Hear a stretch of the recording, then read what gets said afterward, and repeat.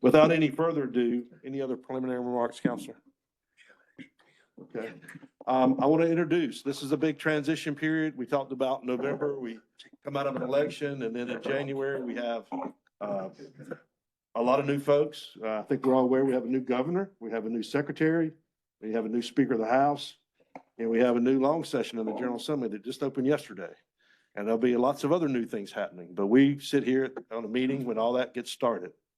So we are lucky today to have the new secretary, Reed Wilson, before us today, and I want to let him say a few words about his visions and thoughts. He is you guys have seen his bio, I believe, but he's been in state government. He's led been a secretary of another division like this. He's been at EPA.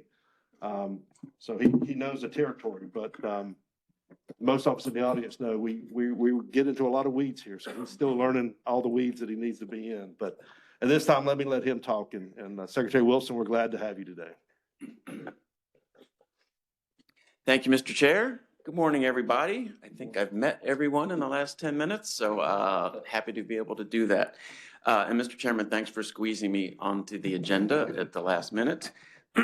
This is day 4 for me on the job, so there is much I have not yet mastered. I'm thrilled that Governor Stein appointed me to this role, and I'm looking forward to the Senate confirmation process.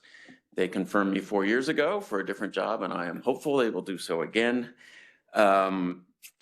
I just want to introduce myself a little bit and to just stress how much I look forward to working with every single one of you on this commission in the years ahead. So for the last 4 years, I was Secretary of the Department of Natural and Cultural Resources, otherwise known as the Department of Fun. Everything from parks to the zoo to art museums to historic sites and everything else, all the things people love to go visit. And that was great for those 4 years. The 4 years previous, I was the Chief Deputy Secretary at DNCR. Before that, for 14 years, I was Executive Director of the Conservation Trust for North Carolina, a statewide land conservation group. And before that, I was in DC. My wife and back then 2 little kids and I came down to North Carolina in the early 2003, so I could take that job at the Conservation Trust. So I'm a kid from DC. My dad worked for the federal government, a bunch of different places. But as the chairman said, I worked at EPA from 93 to 2000, almost all 8 years of the Clinton administration. I was in the administrator's office the whole time. I started as public liaison director, then deputy chief of staff, and then chief of staff the last 2.5 years. So I kind of understand how environmental protection works, but bear in mind, I left that agency 24 years ago. Lots has changed. The laws have been revised. The rules have changed. There's new rules. A lot of court cases have happened that have changed the implementation of those laws in those 24 years. So I have much to learn. Now, I get how it all works, but it's a different playing field than it was 24 years ago. The fire hose of new information has officially been turned on in my face, but that's great. I want to learn as much as I can, as soon as I can, but right away we have huge priorities. The most urgent thing of all is helping Western North Carolina communities recover from Hurricane Helene, and almost every division in DEQ is involved in that recovery and rebuilding process. And that, again, is the most urgent task we have. But we also have to send in our recommendations to the governor's office for budget not long from now. And I'm trying to learn as much as I can about all of our divisions and all of our commissions. It's going to take me a little while, but I'm really excited to be at DEQ. I feel like I'm returning to my roots of what I used to do back when I was in DC. I'm also on to let you know what I let all of our staff know yesterday, which I have brought on 4 new people into our leadership roles in the department. The first is John Nicholson. A lot of you know him already. He will be our Chief Deputy Secretary. It's the role he played already from February 17 to January 22. Since then, he has been the Chief of Staff in EPA Region 4. And I'm so excited he has agreed to come back to the department, because not only does he know to the department, but he now has great knowledge about how EPA works and contacts all throughout that agency. Next up, Deputy Secretary for Policy is Peter Ledford. Some of you know him too. Since August of 22, he has been the Clean Energy Director in Governor Cooper's office. Before that, he was with the North Carolina Sustainable Energy Association. I forgot to say, John will start January 21st. Peter will start on Monday. Our new general counsel is in the room, and I know a lot of you know him already. Dan Hirschman, where are you? There he is. He has been with the North Carolina DOJ since 2007 and has for a number of years been the Senior Deputy Attorney General and Environmental Division Head. And before that, he was in the Solicitor's Office at U.S. Department of Interior. And he has started already. I believe the first day was yesterday. And then the fourth is our new Director of Public Affairs, Samantha Chan. She goes by Sam. She is right there. She started on Tuesday. Previously, she was press secretary in Governor Cooper's office, and I'm really excited she has agreed to come to DEQ. So those are our new people, and we join a really talented team of people throughout the department, and just excited that we're all going to be working together. I guess the last thing I'd say is just to stress how much I appreciate your service. I know this takes a lot of time and thought and energy and communication, and your job is really important because you're helping guide the environmental and public health future of the state in so many different areas of interest. So thank you for that effort and time. And the last thing I'll say is I look forward to working with you, to building strong relationships with each and every one of you, building relationships based on trust and respect and honesty and open communication. I'm all about partnerships and collaboration, so that will be my approach to working with this commission. So that's what I have for you. Again, it's great to meet all of you, those of you I haven't met before, and I look forward to spending a lot of quality time with you in the next 4 years. Thank you for the opportunity. Thank you for being here. We appreciate it. And we hope to see you back some more. All right. We'd love to have the secretary come in whenever you have time and inclination. We'd love that partnership and to see you. So thank you for being here today. Even before you're confirmed, you came on out and saw us. Yeah. That's something else. We're not gonna let y'all ask questions today of him because he's still got to be confirmed. But anyway, we don't have the grilling, but thank you. And the door's always open and we are here to work with you. And I know you're here to work with us. So thank you very I much. appreciate that. Thanks. I have to run, Okay. but have a great meeting. I want to give, and I'll let the secretary get his things, but I want to give Dan Hirschman just a few minutes, Mike too. Dan's a person, I've known Dan for 10 years when I was chair previously. Dan and I got to work really close in the trenches together. And when I came back into being the chair, we got to work very, very close and in the trenches together on a couple of issues. So Dan's been a person that I've been able to confide in and to work with, and I've known his staff and really good guy. But Dan, I'd like you to just come up and say a few words about your new role and maybe your knowledge of what we do here. Sure. Thank you, Chair Solomon. I appreciate the kind words. I'm very excited about my new role at DEQ. And as Chair Solomon said, I'm familiar with a lot of the issues that you all deal with, having been at DOJ for the past 17 years, all in the environmental division. And I've worked closely with your commission council. And I just wanted to say that I'm really excited to work with you. And if you have any questions or I can help you all in any way, please reach out. I don't have a DEQ email address yet, but I understand you all do now, which is great. Please feel free to reach out. I look forward to spending a lot of time with you in the coming years. Thank you. We may start sending you emails now because we've found out that you can get them before you actually have it. So Oh, all right. what your address will be. Let me know if that works. Thank you all. Thank you. Okay, anything else for the general good before we get started? You guys see the agenda, any changes or modifications to the agenda? I have moved the agenda around. Lois did last night. We kept the same item numbers, but Commissioner Carter has an issue where he's got to cover for one of his partners in a meeting. So I moved his two things up early in case we didn't get them done. I wanted him to be here for both of these that he's involved in. And did I lose him? Where'd he go? Okay, well, okay. Maybe he didn't leave. Okay, so that's the agenda. Approval of minutes. I did the conflict of interest statement already. That's what you want? Yeah. Yeah, I did it, right? Yeah, okay. We've got the September 12 minutes that are, we've got both sets that are attached and ready. Y'all have not seen the November meetings yet, or if you got them, it's only in the last few days. We're not going to approve those today, but we will do the September minutes. So any comments or issues with the September minutes? Commissioner Bailey? Yes, I sent an email to you and Lois about this, but in terms of who was present at the September meeting, I noted that I was present, but I wasn't listed, and they had Commissioner Smith listed as present and not present. So I mentioned that at our last meeting, and it wasn't corrected, so I hope this time it's going to be corrected. Okay, so noted.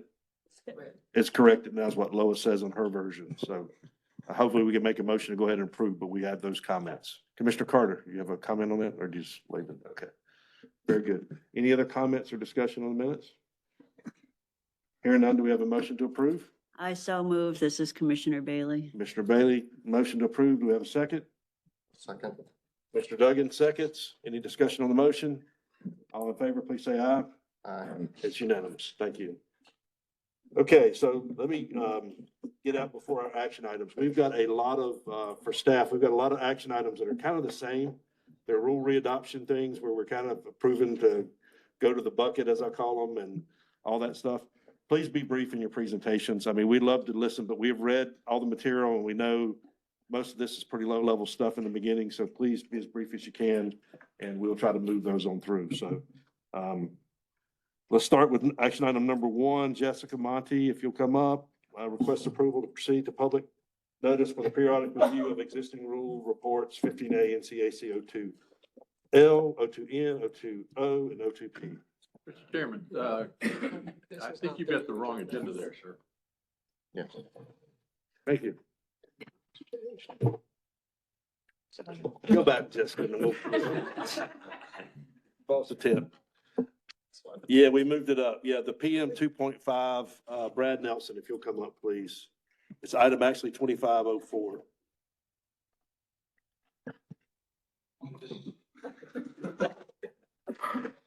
She was getting even for me for something, I think. I'm not sure, but I think she was just getting even, but. Which, number 25? Number 4, the PM 2.5 request for approval of hearing officer's report on amendments 15A NCAC 02D. Okay, Brad. All right, good morning. I'm Brad Nelson. I'm with the planning section of the DAQ. We are going to the amendment of the O2D 410 PM 2.5 particulate matter. Just some acronyms. I guess brief background. The 0410 is the annual and 24-hour ambient air standard for North Carolina. These were set by the EPA and their national ambient air quality standards. And they also include CO, lead, nitrogen dioxide, ozone, particulate matter, and sulfur dioxide. The first PM 2.5 standards were established in 1997, reviewed in 2006, 2012, and 2020. In the 2020 review, they retained the standards, but in 2021, they had a reconsideration of that decision. And on February 2024, they revised the standard, lowering the ambient standard from 12 to 9 and retained the 24-hour standard. And the final rule was published in March, effective date of May 6, 2024. We're just proposing to change the standard in O2D 0410 to incorporate the revision from 12 to 9. Currently, 19 of the 21 monitors in North Carolina meet the new standard. The design values in Mecklenburg and Davidson counties were slightly above the revised standard, and those exceeds were due to Canadian wildfire smoke. It's just a map of the different monitors and their design values for certified data for 2021 and 2023. An exceptional events demonstration was prepared and we received some comments. It was sent out for public comment from November 20th, 2024 to December 20th, 2024. And we received, I guess, some comments, and we're currently working on addressing those. We've notified the EPA that we plan to submit an exceptional events demonstration, and that was deemed complete on November 1st. The exceptional events demonstration needs to be submitted to EPA by February 7th, 2025. This is just a timeline of the EPA designation process. We are currently waiting to submit the exceptional events demonstration. The regulatory impact, the EPA estimated that there was $0 impact to North Carolina and $5.3 billion health impact for the Southeast region, which included North Carolina and 11 other states. The RA was approved by the Office of State Budget and Management, and it was amended on April 30th to include the certified PM 2.5 data. Public hearing was held on October 17th, 2024. Hearing officer was Commissioner Weiss. Comment period September through November. We had no comment at the public hearing and didn't receive any comments during the public comment period. And so no changes to the rule were made as a result of the public comments. Currently, we're looking for adoption of the rule and the hearing officer's hearing report. And this is, I guess, our recommendation.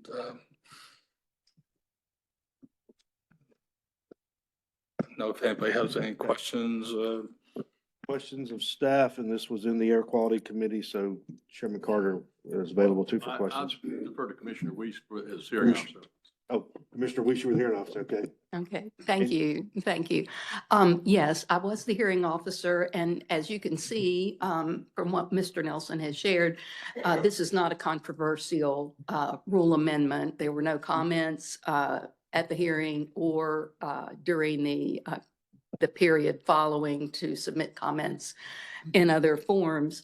So it is my recommendation that the proposed amendments as presented in the hearing report, Chapter 2 of the hearing report, the final regulatory impact analysis as presented in Chapter 7 of the hearing report, and this hearing officer's report be adopted by the Environmental Management Commission. Okay, we have That's a my recommendation. recommendation. I'll call for the motion once we have any Okay. questions. Any questions or comments? Further? I was going to second the motion. All right, I'll call for the motion. Is that your motion? Yeah. Whatever is written here? Yes, what is it appears in the hearing officer is the recommendation, and now I so move that you, Okay, we have a motion and a second by Commissioner Carter. Let me, Commissioner Deerhake just said, you thought you said Chapter 7 when this is Chapter 6. So let's make sure that's clear. oh, yes, That's absolutely, Slight correction. I second the motion. I would- yes. I would say you use whatever is written on the agenda item, that includes the fiscal note as a statement of the motion. Is that your motion? What's on the agenda item? Yes, Okay. and second by Commissioner Carter. Any discussion on that? All in favor, say aye. Aye. Any opposed? It's unanimous. Very good. Thank you, Mr. Nelson. Okay. The next one in the shifted around agenda, and I apologize for that. I called it and didn't even follow it, but is the request for approval of hearing officer's report for proceedings related to the Yadkin River Basin Rule 15AC 02B.039 and approval of the regulatory impact analysis. Like Ms. Higgins is coming today for that one.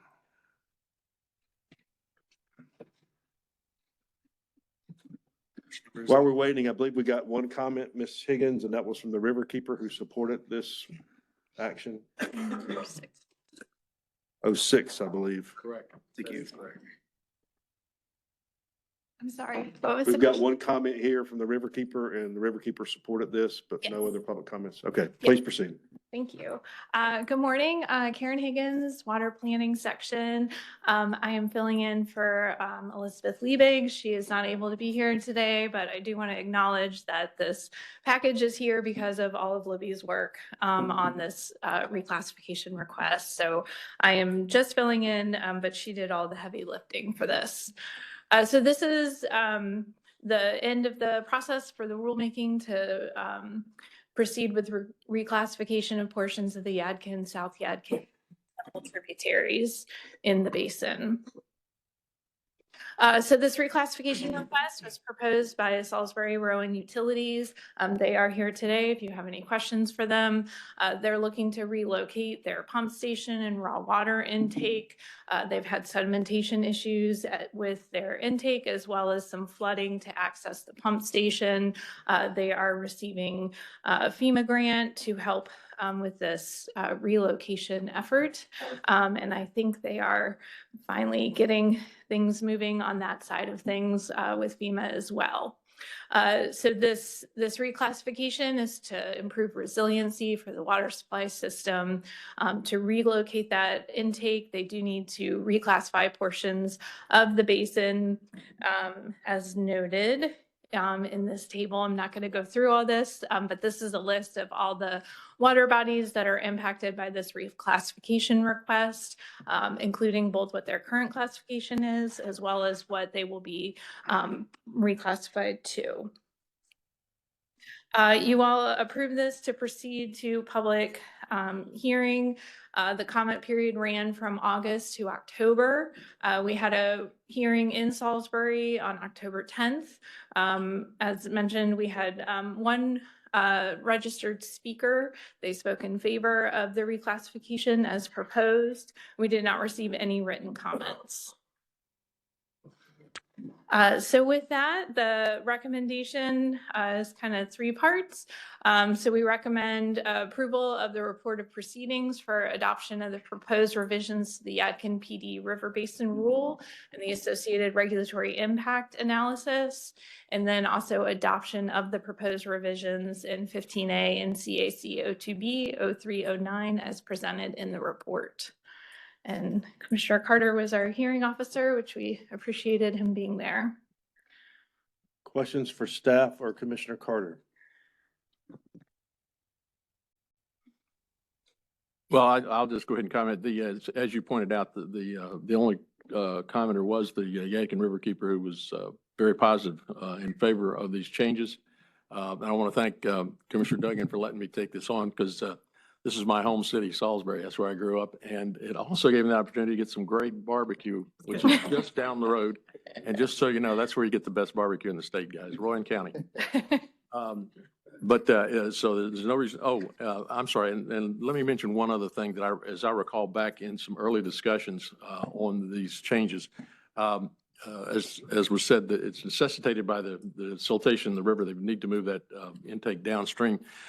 And what that did, it does change some of the classifications and so on. But one of the major things it did, and I'm sitting here looking at the map now, is it picked up and added protection for this area, a large area south of the river, which was not previously included in the protections for the water supply there. It's Second Creek, because once they move it downstream, the second creek is now upstream of where the intake was. It was previously downstream, so it wasn't affected and it wasn't regulated otherwise. So this has added a great deal of additional protection for an area there encompassing, well, as I say, it's larger than the area north of the Yadkin. So I think everybody should understand that as well. Unless there are any questions. I just want to say that this is the first time I've heard somebody thanking somebody for backing out of being a hearing officer, for covering for him. Well, That's pretty, he did pretty good with that. Yeah. Well, he had a family situation. I actually frankly was thinking about going to the hearing anyway, even if he was still chairing, because I was curious about what was about the hearing. And But see you how did it him a went. favor and you still owe him one for letting you go eat barbecue, so. Well, he didn't meet me over there to get barbecue. I'd have treated him, but he was tied up. I know I had to go celebrate a senior day at high school. Yeah, that was it. It was All right. much more important. You gonna make the motion? Yes, sir. I want to move to adopt the recommendations as presented on the screen up there. I'm not going to try to repeat them. We'll make sure as written and move this forward. Very So good. I'll make that Have a motion. second? Do we have a second? I'll second. Mr. Duncan, let's see how appropriate. Any discussion on the motion? All in favor, say aye. Aye. Any opposed? It's unanimous. Thank you. Thank you. Mr. Chairman, Yes, sir. since this, some people know, but most of it I didn't know. These two items were moved up at my request because I've got to leave here really almost immediately to cover something. I've got one of my law partners has a serious illness problem in his family, and I've got to go cover for him.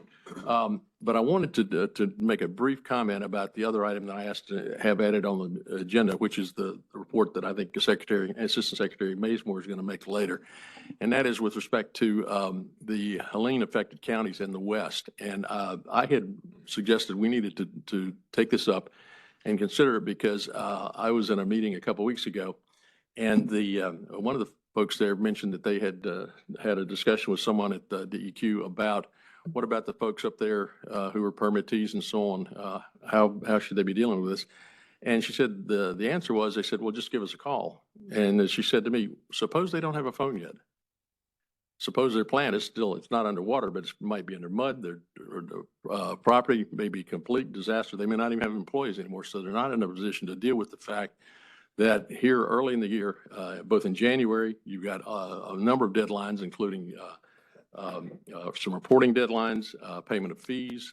In March, there's another set of air permit requirements that are due.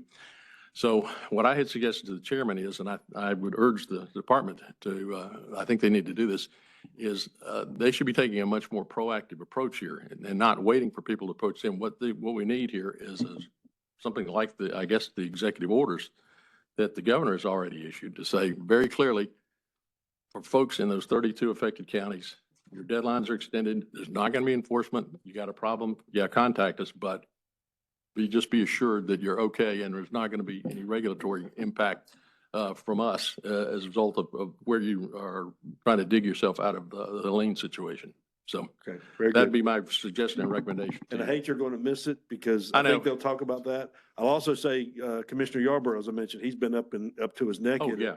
And they're going to talk about that too, because there's been a lot of outreach and I think some long-term things that may change because of some of the work that Commissioner Yarborough and the department's done together with some getting down to the front lines, because that's always the place that falls apart is the Yeah. people don't know who to call or why to call, and we're trying to work with that. But I hate you're going to miss it, but we will Yeah, talk about I it do later. too. But let me make one more comment. My point about the response that this individual got, I'm not criticizing anybody at the department. I think it was sort of a natural reaction. Okay, yeah, they can give us a call. Well, yeah, that's true, they could, but that's why I think we need to be much more proactive and think farther ahead on this and deal with it going forward. So I'm really not, that's not a critical comment. It was just, it just caught my ear and I thought, wait a minute, we need to get Right. something more than that going here. And we won't hold that against you because you got to go. But no, Right. but I did have three members actually said we need another Hurricane Helene update, and that was appropriate in the department. Even though they got back from holidays, they've been very good to put that together. So I hate you're going to miss it. So, Yep, me too. okay, very good. Okay, let's move on to now, what was 2501, but it's the third item on today's agenda. Request approval to proceed to public notice for the periodic review of existing rules O2L, O2N, O20 and O20 and O2P. Good morning, Mr. Chairman and members of the commission. We have before you a procedural item to do the periodic review for these necessary, unnecessary reports to go out to public comment for these 4 subchapters. You've all seen the steps in the rule review process before in these first few slides, so I will just move past them here. The 4 subchapters you have in these reports today, 2L, N, O, and P. For 2L, the first 3 sections are administered by DWR, but the sections 400, 500, and all of the other 3 subchapters you see here are administered by Waste Management's underground storage tank section. We've designated all of the rules as necessary. You'll see them in the attachments. The reports are attached. The existing rules are also attached as attachment E, I believe. So they're all necessary, none are unnecessary. Here's the proposed schedule. We had them approved to move forward to the EMC by the Groundwater and Waste Management Committee in November. They are due to the Rules Review Commission in August of 2025, so the schedule should allow that to occur. And here's our request approval to proceed to public notice with the periodic review of the existing rules reports for 15A and CAC O2L, O2N, O, and P. Any questions? Questions of staff? Hearing none, do we have a motion? Make a motion. Commissioner Reardon makes the motion. Do we have a second? Second from Commissioner Baumgartner. All in favor, say aye. Aye. Any opposed? Okay, it's unanimous. Thank you. Thank you, Jessica. Kelly Williams, 2502, requests approval of final determinations in response to public comments for the periodic review of O2R mitigation services.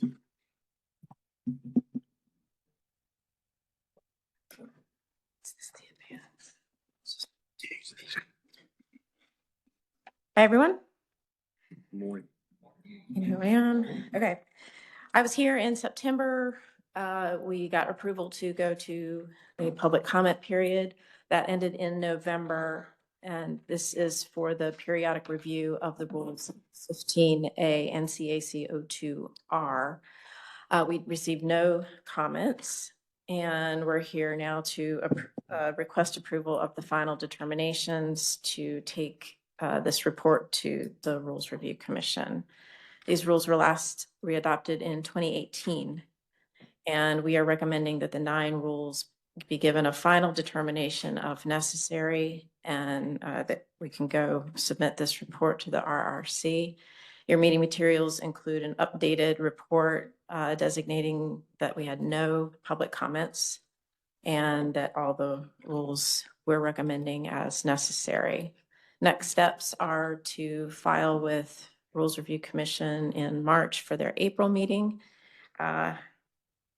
After they approve the rules designations, then we would establish a schedule for readopting these rules.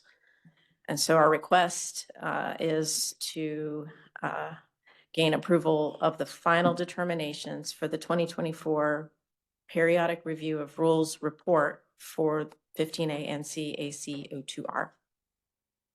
Questions of staff? Hearing none, do we have a motion? Mr. Baumgartner, do we have a second? Mr. Tweedy, like an auctioneer, he just nodded. Said, yeah, okay, I got it. Any discussion on the motion? All in favor, say aye. Aye. Any opposed? It's unanimous. Thank Kelly. you. Okay, our next item, I don't know if Jessica, you are here. Very good. She did come. Again from you. Jennifer's here. I will let her say, she works from home now, so I asked her to come in yesterday and today, but then this has changed. We don't need a 30-day waiver, right? Or we still need a 30? We do. For this one, we do. Okay, Yes. very good. All right, then do your thing. The other thing that you're thinking about is coming up. Yeah, I know. I'm ahead of myself. PowerPoint, or I don't know what. What number is this one? That's okay. Thank you. While we're doing this, Karen, you and Sushma, I guess I've just asked a question. I know y'all have the spreadsheet. Have we posted that on our EMC website or the link to it with the rules? Similar last time we had all these rules, 900 or 1,000 rules flying around. We had put a schedule up on the EMC site or y'all's site that we linked to show the status of where everything was and. We did do that last time. We have not Okay, we'll talk about it offline. I was just curious. It's a good idea because we're starting to get a lot of these rules in the hopper, so. Okay. Sorry, Jennifer, go ahead. Good morning, Mr. Chair, members of the commission. I'm Jennifer Everett. I'm the department's rulemaking coordinator. I'm going to go over the periodic review report for your rules codified in 15A NCAC 02I. And the name of this subchapter is hearings. These rules are administrative in nature for you all, so it doesn't just pertain to one program area or one division in our department, but all of our divisions that implement your rules. There's 11 rules total in this subchapter that deal with petitions for rulemaking, petitions for declaratory ruling, and delegations and hearings. We are proposing to initially classify these as necessary to proceed to public comment with the intent of readopting these at a later date. Highlighted yellow is here we are today, go out to public comment period, and it follows the same. Don't do that. It follows the same schedule as what Jessica just presented and what Karen will present for O2G. So I have two motions. One's to request y'all to grant us the 30-day waiver for your requirement, and then to allow it, and then recommend that you approve us to proceed to public comment on the initial determinations on these rules. Okay, the two motions on the table. One is to grant the 30-day waiver, and I think because, as she explained, we need to do it this time, probably no fault of anybody. It just happened with the schedule. So I need a motion on that first to consider this. So move. Okay, Commissioner Ellison moved. I saw some more hands. Commissioner Lowerly, I think, no, Commissioner Tweedy wanted it again, so he'll be second. Any discussion on the 30-day waiver? All in favor, say aye. Aye. Any opposed? Okay, that carries. And then the second recommendation is to move 2I periodic report to proceed to public comment. Have a motion on that. Commissioner Weiss nods. Commissioner Bailey seconds. All in favor, please say aye. Aye, it's unanimous. Thank you very much. All right, thank you. Very good. And again, as I introduced Jennifer yesterday, because she doesn't come in a lot, but she's our rules review coordinator. She goes on stage in front of the RRC, not just for us, but for all the DEQ rules that have to happen. So I said yesterday, that's like the guy you met from OSBM that does all the reports. She does the same thing basically for all the rules submittals. So she does a great job and been doing it a long time, and has been through rules review and readoption before painfully. So thank you very much. Second time around, so Okay, that's all right. All right, thank you. thank you. Okay, let's keep rolling. Let me jump. Item number 2505, number 6 on today's agenda, request to proceed to public notice and hearings with proposed triennial review amendments to select rules in 15 AC 02B.0200. And Chris Ventilaro will do that. All right. Thank you, Chair Solomon, and hello, Commissioners. Good morning, Council, and Happy New Year to everyone. And I will try to keep the momentum going. My name again is Chris Ventilaro, Water Quality Standards Coordinator, Division of Water Resources. This morning I have an action item before you for the 2023 through 2025 Surface Water Standards Triennial Review. Triennial review very quickly is a rulemaking process to adopt surface water standards into North Carolina rule. There's a number of specific requirements that states have to meet per the Clean Water Act and per Title 40 of the Code of Federal Regulations. The main ones being that we must review periodically water quality standards and hold public hearing every 3 years related to surface water standards, and to submit those to review to EPA within 30 days of final state action. Today, again, we have the 2023 through 2025 Surface Water Triennial Review.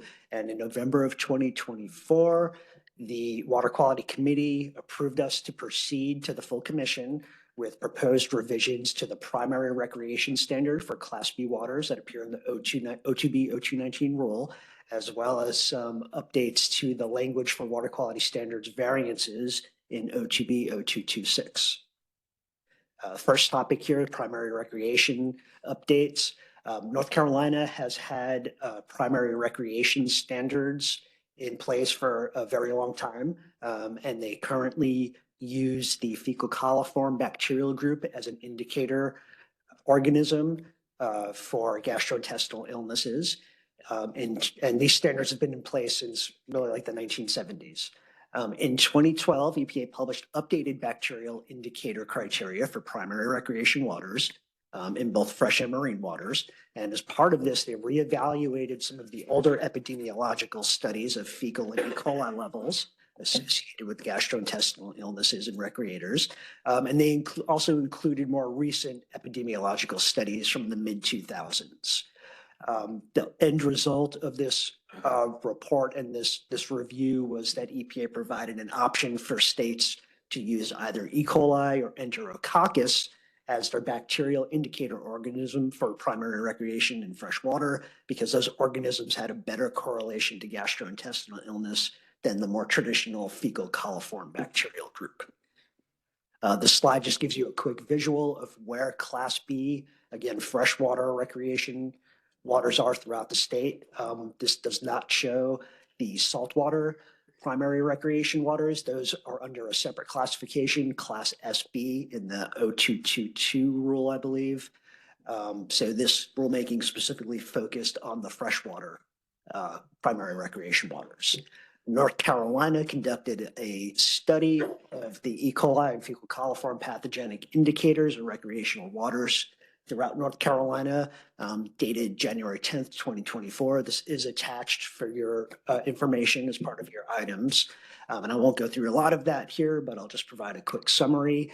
Part of that study was to analyze fecal coliform and E. coli samples from both ambient samples or in-stream samples, as well as from samples collected by permitted facilities and their effluents. And this data was used to compare the exceedance rates compared to the existing fecal standard versus 4 different E. coli criteria options. And this was done to help inform the development of the criteria that we're proposing today, and also to inform the regulatory impact analysis. Very quickly, the quick summary was that the ambient sample results showed very similar exceedance rates between the current fecal standard versus each of the 4 E. coli options. The effluent results showed a slightly greater potential for exceedances from options 2 and 3. And these options are all detailed in the report, I believe page 5, if you want to see them. With the end result being that E. coli option 2 was selected to propose for this update because it was consistent with what other EPA Region 4 states have done with E. coli. And it's also consistent with the current criteria exceedance rates and provides similar levels of protection as our current fecal water quality standard with minimal impact to permittees. So the proposed amendment for this item is to update the recreational standard for primary recreation waters in 15A NCAC 02B 0219 3B using E. coli as the bacterial pathogen indicator. And the language that would appear in the rule is what's here in this box. This follows the same kind of format as the existing fecal coliform standard, but it simply replaces fecal coliforms with Escherichia coli, which is the full scientific name for E. coli, and updates the 2 numeric values, as well as clarifies also that a most probable number analytical methods can be used in addition to the more traditional analytical methods that use colony forming units as a unit of measure. That brings us to the second item, which is updating the language for the water quality standards variances. So North Carolina currently has language in the OTB 0226 rule that basically states that the commission can grant variances to water quality standards. EPA has requested that states make sure to clarify what the requirements are for water quality standards variances, and these requirements are provided in 40 of the Code of Federal Regulations in Part 131.14, and EPA has requested that states do this in either one of 2 ways. The first way would be to basically list out all of the requirements in the state rule, and the second way would be to just simply provide a reference to 40 CFR 131.14. So what we're proposing today is that to clarify the requirements for variances in 15A NCAC 02B 0226, by including a reference to 40 CFR 131.14 as requested by EPA. A regulatory impact analysis for these items was completed and was approved by OSBM on October of 2024. And again, I'm not going to go into any detail, but a very, very quick summary for the two items here is that for the updated recreational bacteria criteria, there's expected to be cost savings to facilities, wastewater and stormwater facilities. There's also expected to be some cost savings to the state's ambient monitoring program, and no costs are anticipated to the state's lab certification program or to commercial laboratories. Most of these cost savings are associated with the switch to E. coli, provides the ability to use kind of more current, less labor-intensive analytical methods. So people save a lot of setup time and processing time for the samples. So that's where they save a lot of their money. For the updated language for variances, no economic impacts are expected because there are no new requirements as part of this language. The requirements for variances needed to be met to satisfy federal requirements already, so this doesn't introduce any new requirements. With that, or estimated rulemaking timeline, if we were to get approval today to proceed to notice, the earliest we would be able to file for the register would be January 27th, which would put us to notice of text and public comment period, February 17th, and public hearings kind of in the April range, with us coming back to the EMC probably summer or fall 2025. And again, this is just the earliest. The next filing date for the NC Register, I believe, is February 10th, so we can also do that one. It's dependent on obviously who's going to be potentially the hearing officer and coordinating schedules for public hearings. So with that, our action item request for today is to request approval to proceed to public notice and hearing with proposed amendments to 15A NCAC 02B, 0219, and 0226, and the associated regulatory impact analysis as part of the 2023 through 2025 Surface Water Triennial Review. And with that, I'm happy to answer any questions. Questions of staff? Mr. Smith? So after commissioners' questions are answered, I'm prepared to make a motion. Okay, Commissioner Lyerly. Thank you for that presentation. That was great. You know, I noticed that the technologies you referenced were from about 10 to 12 years ago. And again, I'm sure from the regulatory perspective, the kind of colony forming units is a greatly established global standard and everything. But just as an informational item, what's the horizon as far as genetic testing or PCR-based analytics that would be pretty rapid, right? It would be a few hours. You would have very clear characterization of the water, you know, coliform, bacterial content and so forth. Is that just too complicated, or is that just beyond what kind of the regulatory standard you're trying to practically apply here? Yeah, and you're absolutely correct. There's especially the qPCR, and then there's still development of other methods for analyzing actual like viruses in the water, which is really one of the main components that is the cause of gastrointestinal illnesses. But yeah, for right now, qPCR methods, there's been a lot of work in developing those methods for detection of E. coli and other fecal coliform bacteria groups. The main issue right now for us at this point in time, we're not ready to kind of transition to that because there's an initial cost upkeep. I believe our Asheville lab may actually have that capacity to do some of that work, but to spread it out to the main state lab in Raleigh, I think the cost of getting the equipment is fairly high. And then there's kind of a certain transition cost of training staff to basically develop the skill to operate those methods. So it's something that's on the horizon. It's not something that we're ignoring. We're keeping an eye on it. And as you know, as we kind of move forward, as the labs develop, the capacity will likely come back and you know, propose including that as well. Yeah. Any other questions? Mr. Deering. I will just say the Asheville office does have that, the Asheville lab, based on a joint effort with the local interest groups. It was not at a cost necessarily directly to the state. And I held my breath during the hurricane, but the equipment survived. I visited up there in July and saw the new equipment. But everything was spared with the storm, thank goodness. This has been a big interest of Western North Carolina from a recreational standpoint to move to E. coli for a long time. The state of North Carolina has been one of the last, I'd say last 2 or 3 states in the country who was not already switched over to E. coli. This is a long time coming. And so I hope everyone across the state will be very pleased to see this change.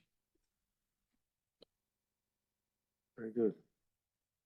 Commissioner Smith, you want to make a motion? I do. I move that we approve proceeding to public notice and hearing with the proposed amendments to B and the associated regulatory analysis, with the addition of the standard for 1,4-dioxane that was proposed to be part of this triennial review package last year. It was presented to the commission in March of last year as a rule draft and as part of a draft regulatory impact analysis. I believe that was the March meeting. After that meeting, it was separated out and put on a different track for potential adoption. I think the problem we have now is that there has been no movement on that proposed standard in the intervening 9 months. I don't believe there's even been discussion in committee of that standard. And in the intervening time, we have received a decision by an administrative law judge striking down a 1,4-dioxane condition on the Ashboro permit which was based on the narrative water quality standard for toxic contaminants. I think that opinion was poorly reasoned and will likely be overturned. But in the meantime, because of all the uncertainty around use of the narrative standard, now more than ever, we need to move forward with a numerical standard for 1,4-dioxane. That essentially was the bottom line of the ALJ's opinion. And while I disagree with his reasoning, I agree that we need to move forward. EPA has also objected to the revised NPDES permit for Ashboro that was based on that ALJ opinion because EPA believes that it is inconsistent with the Clean Water Act. So my motion is to move forward with this package as proposed by the department, but with the addition of the 1,4-dioxane standard as proposed in March of 2024, which was that the standard be 0.33 nanograms per liter for drinking water supplies. So water is classified for water supply. Okay.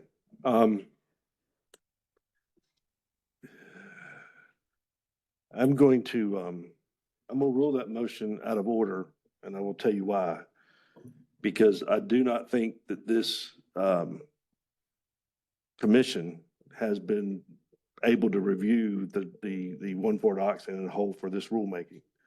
Now, I think I would take an alternate motion to delay this thing until we could get that established. It's for this, all the members know what they're voting on, to bring up the 1,4-dioxane again and all the regulatory impact that would have to go into this approval. So on the subject, as members, you can make a motion about anything, but I've got to rule it out of order if I don't think it's ready for all the members to hear. I will also say we do have an issue, other issues that are there. We have the issue in court right now.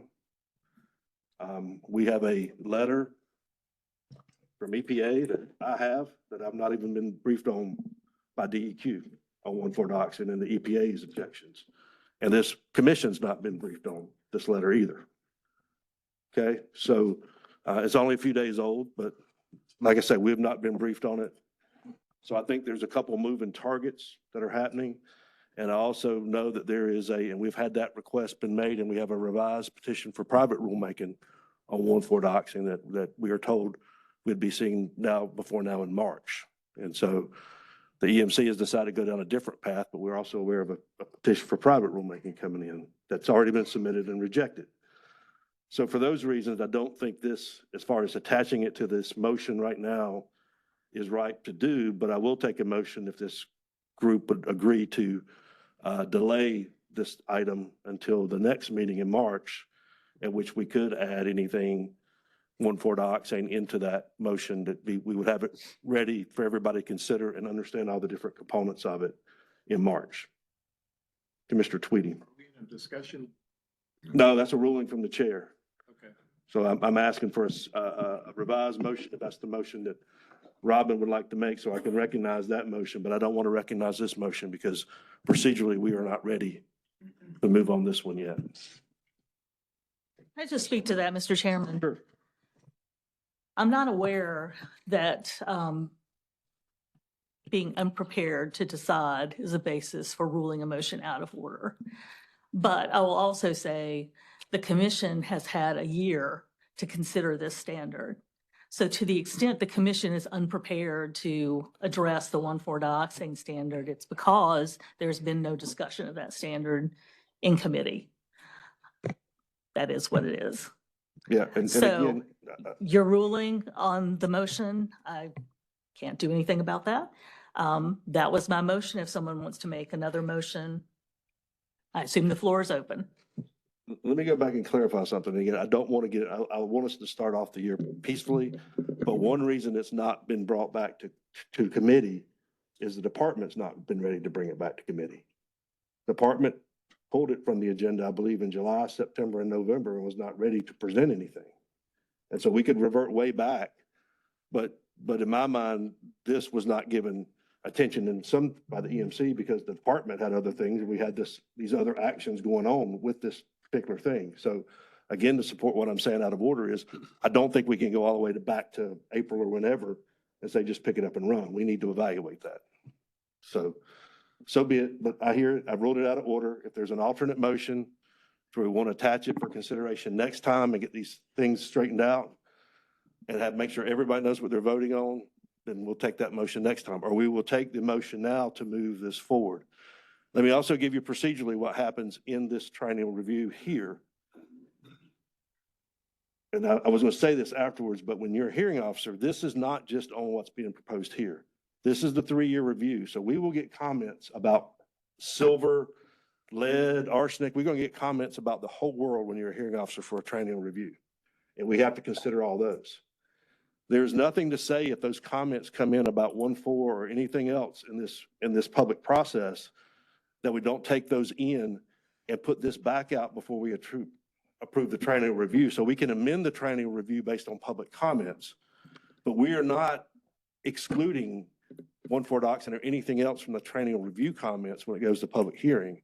We would have to, in that case, if it's not going to public, have to bring it back in and re-advertise it if we attached it. I'm just saying we will get another bite at this apple when it's time, and that gives us time to figure out if 1,4-dioxane has come through the other things that are swirling ahead of us. So that's just background about how the triennial review public process works. It is not restricted to just this. Is that correct? Yes. Okay. So do I hear an alternate motion, another motion to move this forward, or Commissioner Ellison? In the interest of keeping this item on track, and out of respect for the department's request, I move that we proceed to public notice and hearing with the proposed amendments to 15 ANCAC 02B.0219 and 0226 and the associated RIA as part of the 2023-2025 surface water triennial review. We have a motion. Do we have a second? Mr. Chairman. No, a Mr. second. King makes the second. Further discussion on this motion now?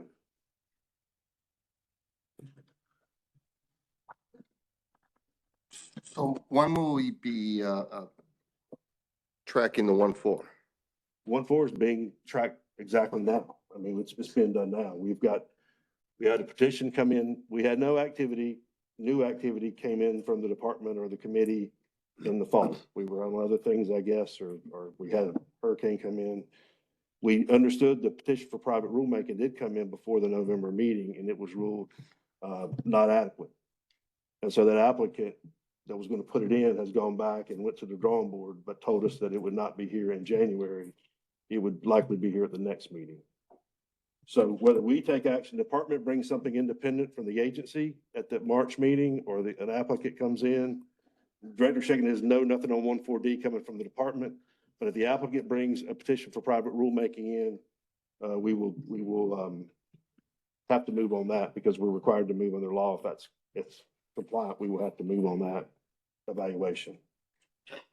So, there's a lot to talk about with this, guys, and I really respect Commissioner Smith's motion and her intent here. We're just not ready to put it in with the triennial review, I don't think. So that's the best. Mr. Chairman. Yes, yes. I'm ma'am. Go sorry, ahead, Commissioner but Smith. We can my argue about it, that's understanding fine. is that the department offered to make a presentation to this commission last fall on the collaboratory report, and that was not placed on the committee agenda. And in fact, members of the commission did not even receive a copy of the collaboratory report, which we have been told we were waiting for before acting in committee. It was issued August 28th. I had to track it down last week and received a copy from the department ultimately, and from Commissioner McDonald Gibson, one of her faculty members, worked on that report. I shared it with all the commission members, but that report's been available for 6 months. And again, my understanding is the department offered to have a presentation on that last fall. So the chair and the committee chair manage their agendas. That's fair.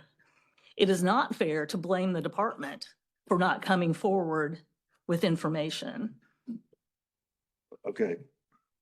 We're going to stop this here. It's in spirit of transparency and openness. But I never received a copy of the collaboratory report from the department either. It was never transmitted to me. I got a courtesy copy from the collaboratory. So it's never been officially transmitted to the chair of the EMC, to the best of my knowledge, unless I missed it. And I'm not trying to knock the department, but that is one of the many things we had and many of the things. So I am not trying to lay all this on the department, but I know the department's been busy. And I'm not going to hang the collaboratory report on the committee chair for not bringing it when I didn't even get a copy of it officially. So it's there. I think when 14D is ripe, we will move on it, and it will probably be ripe in March to move on. Let's start thinking about to answer Commissioner Duggan's questions. Further discussion, Commissioner Tweedy. Commissioner Duggan, so if it is decided at some point future in the process that adding 1,4-dioxane back in is where we want to go, does that require going back through the RIA process again? You said, I believe you said it would require going back out to public comment again, but it would require going back through an additional RIA. The RIA would have to be updated with any new public comment or any addition that would happen. It would have to be done now anyway.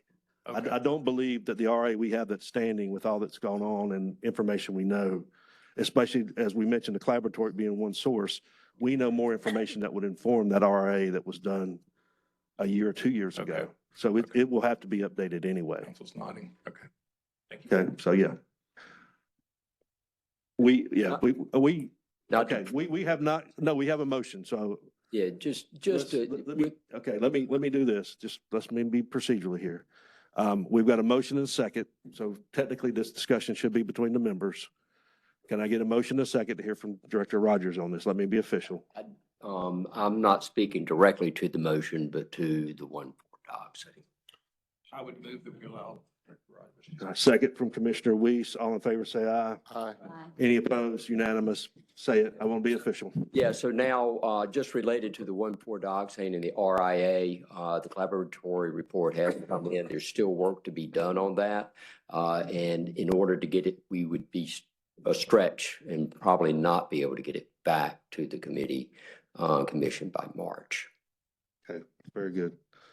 So I think further support for keeping the E. coli moving on this triennial review and getting comments from the public on everything on a 3-year basis that has to do with water quality. So we have a motion and a second. Any further discussion? Just when would we anticipate having that? Would it be for the May meeting?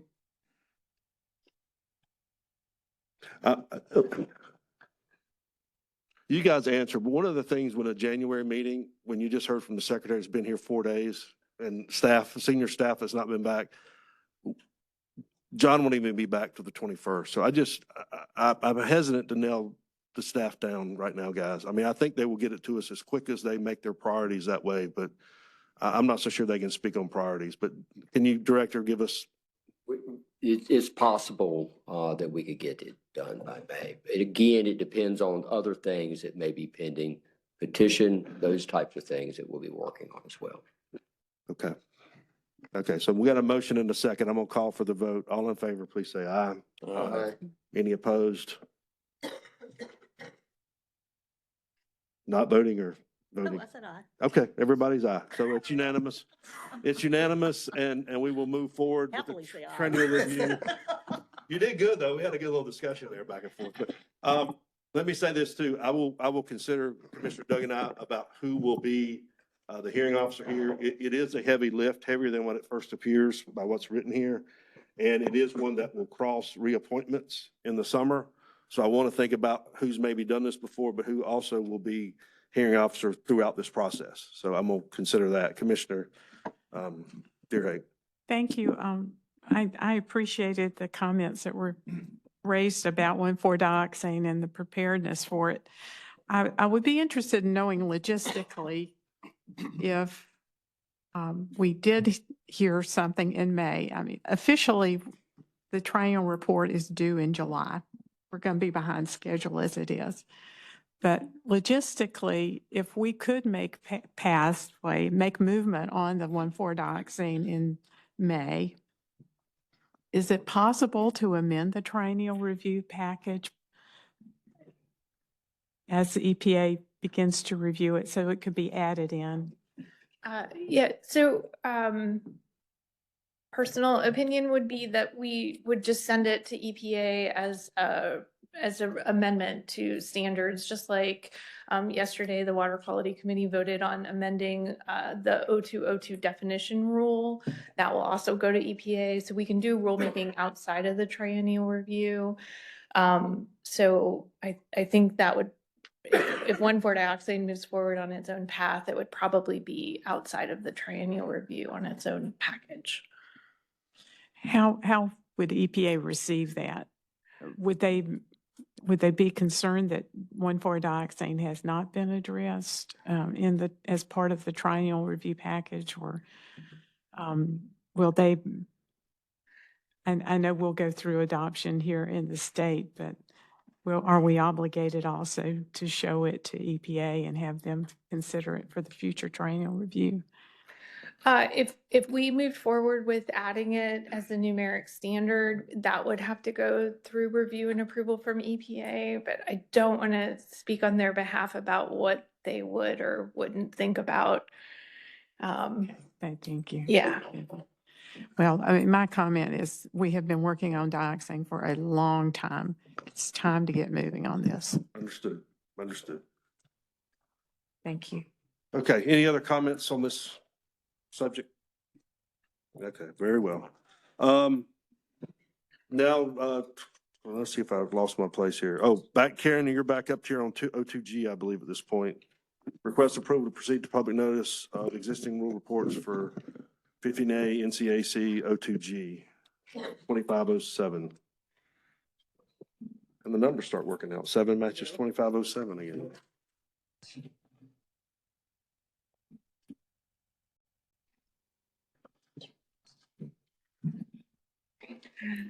Back again. I'm going to skip through some of these slides because you all have seen this. This is the same thing that Jessica presented, just for the O2G rules.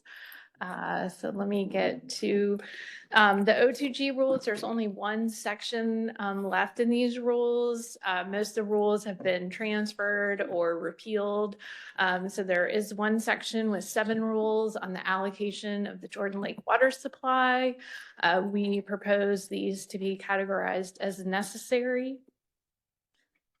We presented this to the Water Allocation Committee in November. They approved it to come before you all today. If it's approved, we'll file with OAH, have the comment period on the proposed categorization, and bring it back to you all in July of 2025. And so with that, we request approval to proceed to public comment with proposed periodic review of rules report for O2G. Questions of staff? Hearing none, do we have a motion? Commissioner Tweedy, was moved. Commissioner Weiss seconds. She's giving me the nod as an auctioneer does. Discussion on the motion. All in favor, say aye. Aye. Any opposed? It's unanimous. Very good. Thank you. The next one, Karen, I believe you're back up for this one again. Request approval for 30-day waiver and request approval for schedule readoption related to O2B, O2H, O2T, and O2U. And I think this will be one that we will postpone, but I will let Karen explain that to you as she does her opening here. Yes. So, this, do you want me to go through the waiver or do you want me to, I don't think we need a waiver at this point. well, you all, Right, we need a waiver if we need to act on it, if we're going to push it out. Why don't you give a little background before we vote on the waiver, and we'll decide whether we want to do a waiver or not. okay. All right. Do you want to give that? Does council want to give that?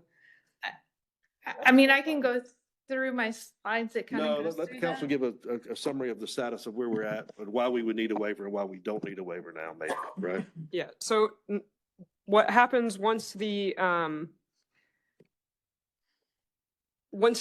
designation report goes through the RRC is approved, the final designations for rules are approved by the RRC, and usually 61 days have passed. The report becomes official. After the report becomes official, the RRC reaches out to the department to establish a readoption deadline. Once the RRC reaches out, the commission has either 60 days or 10 days from the date of its next regularly scheduled meeting, whichever comes later, to reply to the RRC.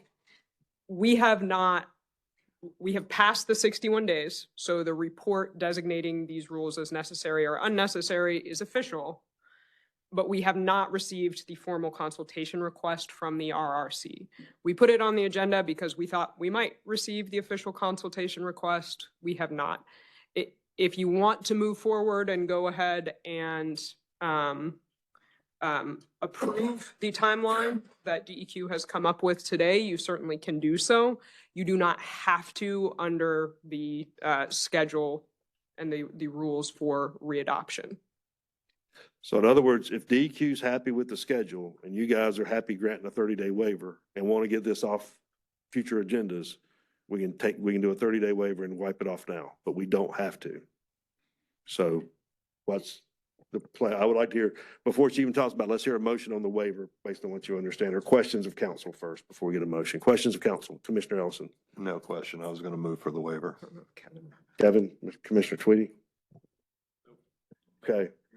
So hearing none, I will take a motion for the hearing of a 30-day waiver. Are you making moved. a motion for a 30-day waiver? Commissioner Ellison, second by Commissioner Tweedy. Any discussion on the 30-day waiver? Hearing none, what's the vote? All in favor, say aye. Aye. Any opposed? Okay, here we go. All right. Okay. So this is covering the review for subchapters O2B, O2H, O2T, and O2U. You all approved the reports in September that went to the RRC, and as council explained, those determinations became final on December 31st. As a reminder, this is a big package. There's 361 rules in this package. The vast majority of the rules were categorized as necessary and will need to be readopted. There were 3 rules that were categorized as unnecessary. Those were expired and removed from the code by the codifier on January 1st.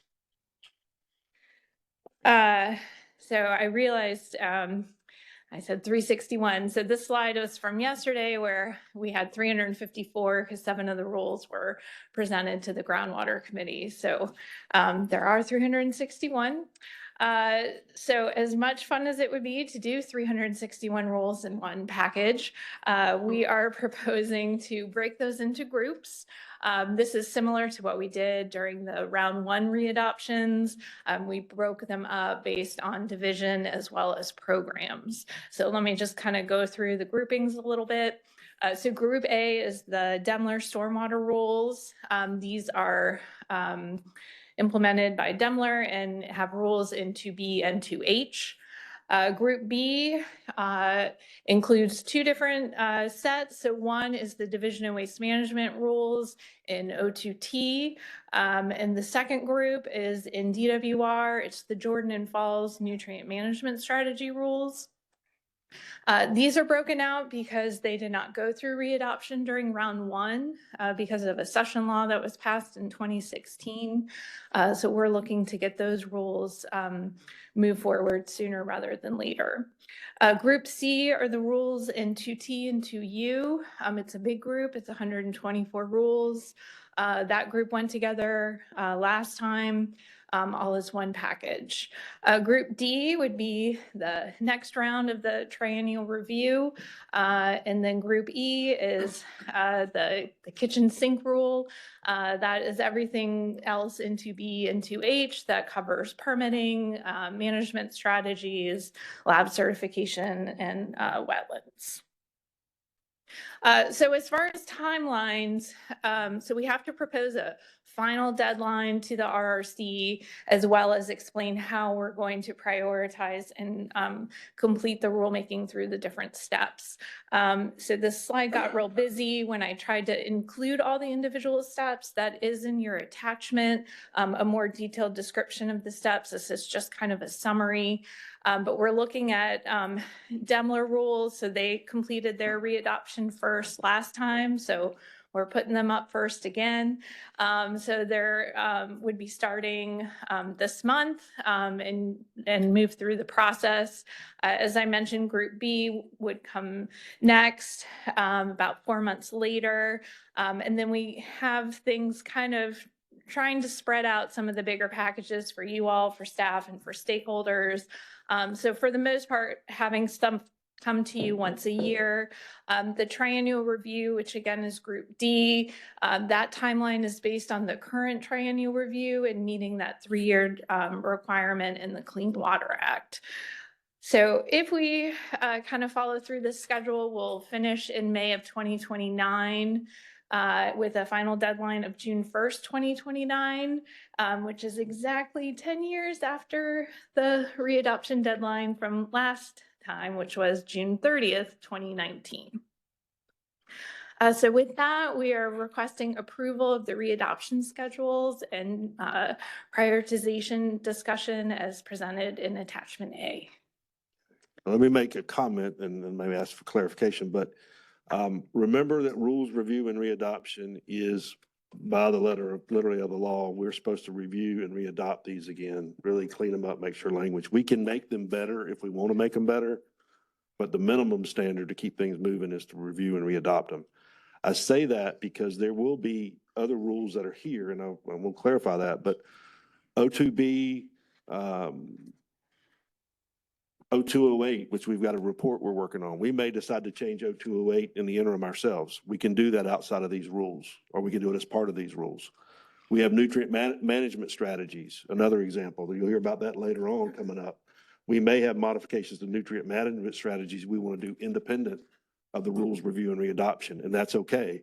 Or we could put it as part of the rules review and readoption, depending on timing. But I just want the commission to know, just because we agree with this schedule doesn't mean we're locked in on rules. We do have some limitations about overlapping reviews of the same rules, but we can, this is for rules review and readoption, not locking down the rules forever to this schedule, depending on how we want to play it, depending on what comes up. So I just pull out nutrients in 0208 because that's in front of us.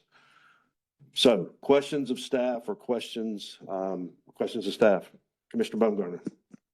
Mr. Chairman, I appreciate you saying that because one, I'm glad we're looking at the nutrient rule coming up, and I'm looking forward to the chance to help make some rules better. I mean, you've got a nutrient rule that exists now that a sister division of DWR can't even comply with, i.e. they've shut down taking any mitigation or receiving mitigation into DMS in the Falls watershed, I think. So that's something I think needs to be addressed. You also have a impact program or a rule that requires mitigation for impacts that is much simpler to impact than it is to mitigate for.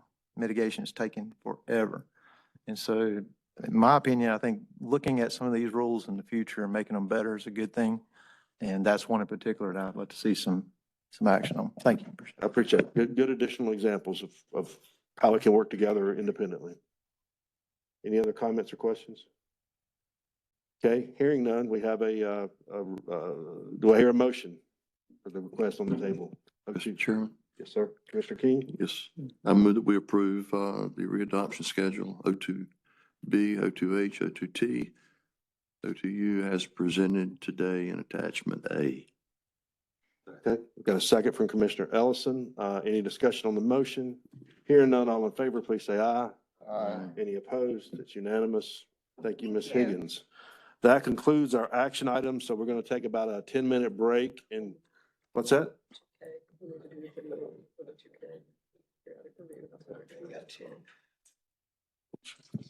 Oh, let's go ahead and do the last action item before we go to break, okay? So 2510, request approval for 30-day waiver and approval of schedule for readoption of O2K. Yeah. Thank you. All the boxes. I did that too. I made the boxes, but there you go.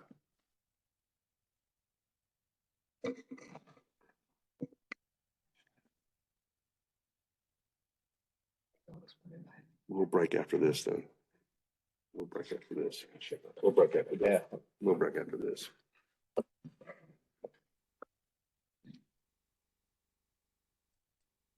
Oh, Mr. Benson, please proceed. I'm sorry. Good morning, Chair, members of the commission. Glad to be with you this morning. Went through Water Quality Committee yesterday and was glad to see and catch up with everyone yesterday. Today we've got the O2K rules, very similar to what you just handled with Karen on our different water quality rules.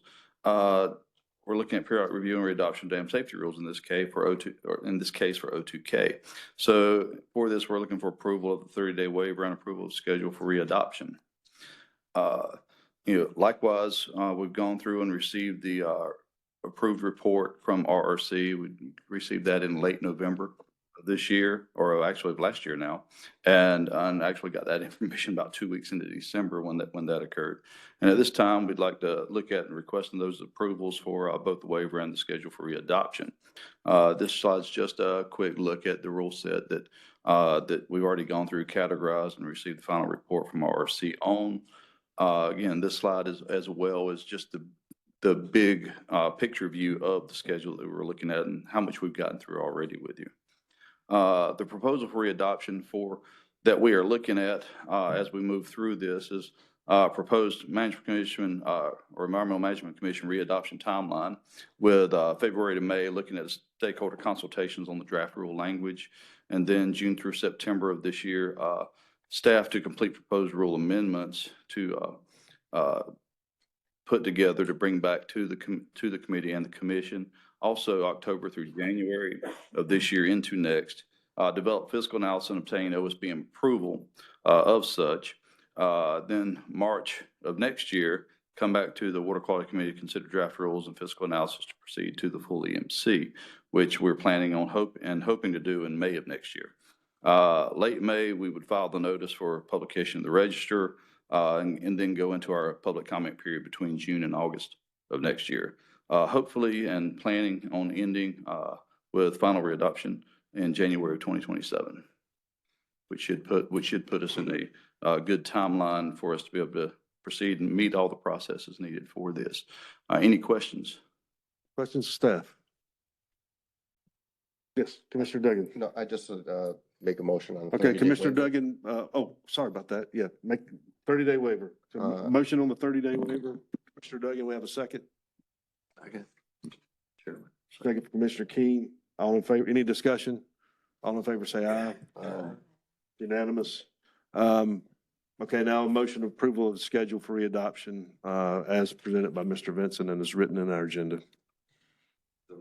So move Commissioner Ellison. Commissioner Baumgarten gives me the nod, so he seconds. Any discussion on the motion? Hearing none, all in favor say aye. Aye. Any disapprove? It's unanimous. Very good. Now we will take a break. Thank you, Mr. Vincent. I will say this, I am scarred deeply. You can tell from doing this. What we just did in about 2 hours used to take us, I don't know, guys, months or years before. It's setting the table. I'm glad we're through it.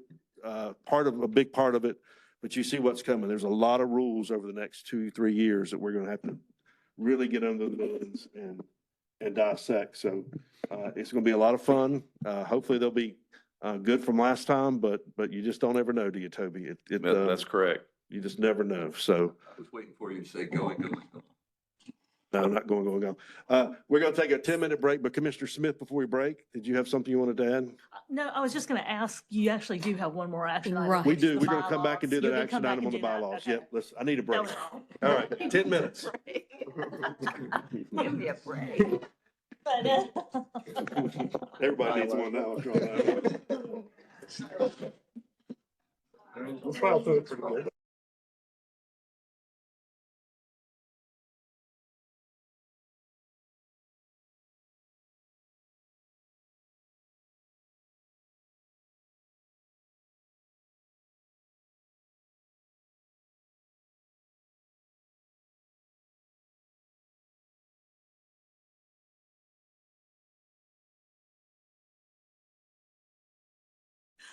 I'll turn this over to council to go through this next item.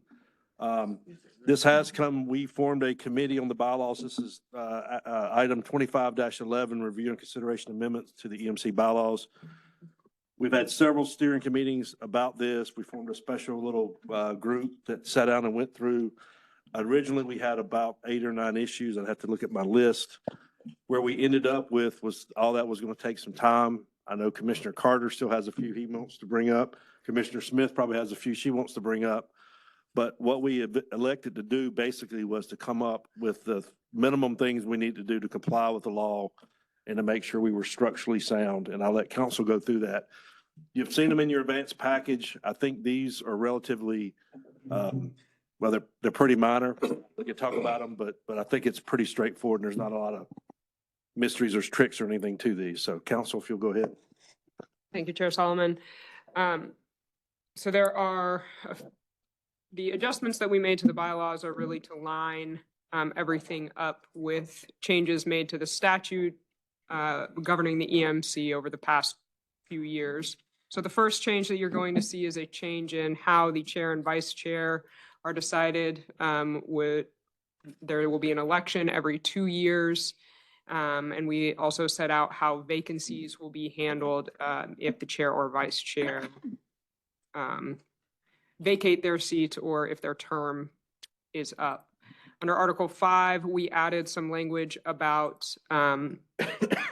who is considered present for purposes of determining a quorum, as well as the option to have hybrid or fully remote meetings. That section is to give you all some cover if there is a need to have hybrid or remote meetings and ensure that you do have the authority to do so. And then the last change under Article 9, the EMC has changed composition over the years. What was written in the bylaws, or as they are currently written, the makeup of the steering committee constitutes a quorum of the full commission. So any action of the steering committee could be interpreted as an action of the full commission. We're revising who is considered part of the steering committee in order to ensure that that is in fact a small enough number of commissioners that it is just a committee and not a quorum of the full commission. So those were the changes that were made, really just to make sure that we are complying with current statute. And I'll add as the official committee chair in the steering committee. The steering committee basically has 2 primary functions. We look at the more general administrative rules of the EMC, and we look at the bylaws, because our bylaws do say it has to go to committee before it comes to the full commission. So there's no action that the steering committee takes in between meetings or without the full commission. It's really just the committee to park the administrative type things in. So I wish everybody could be on the steering committee, but we got to have a subcommittee and it's got to be 7 or less. So that's what that is. So hearing none, any additional questions of council, or I guess me, Commissioner Bailey?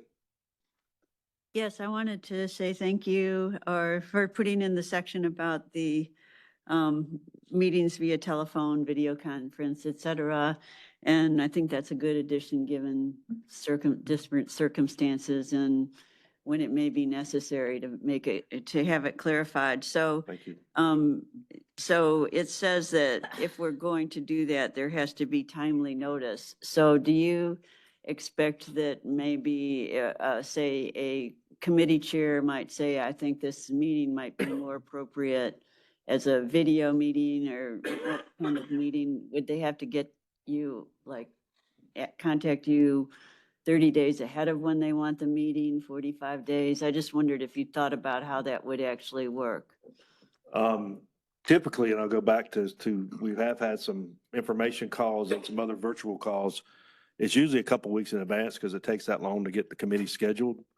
So I think there'd be clear warning that the committee is going to be meeting in a hybrid format or virtually at least a couple weeks ahead of time. But we didn't really get into standard operating procedures here as much as bylaws that say we can do it. So I guess while I'm chair, I'd like to make sure everybody has at least 2 weeks, 4 weeks, whatever we can do on schedules to do those.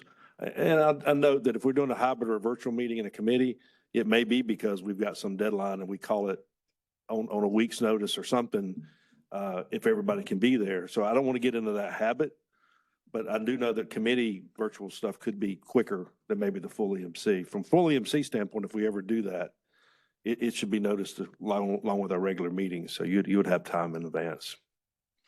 And then if somebody wants to ask you ahead of time, do you have to have like a couple of weeks ahead of time for a request to have it done? If you see Yes, what I mean? yes. So if it's yes. going to be June 15, should someone be contacting you May 15, for example? Yes, if possible, if we see a reason to, that's the big thing. I still want full EMC meetings. As me as chair, the next chair may be different.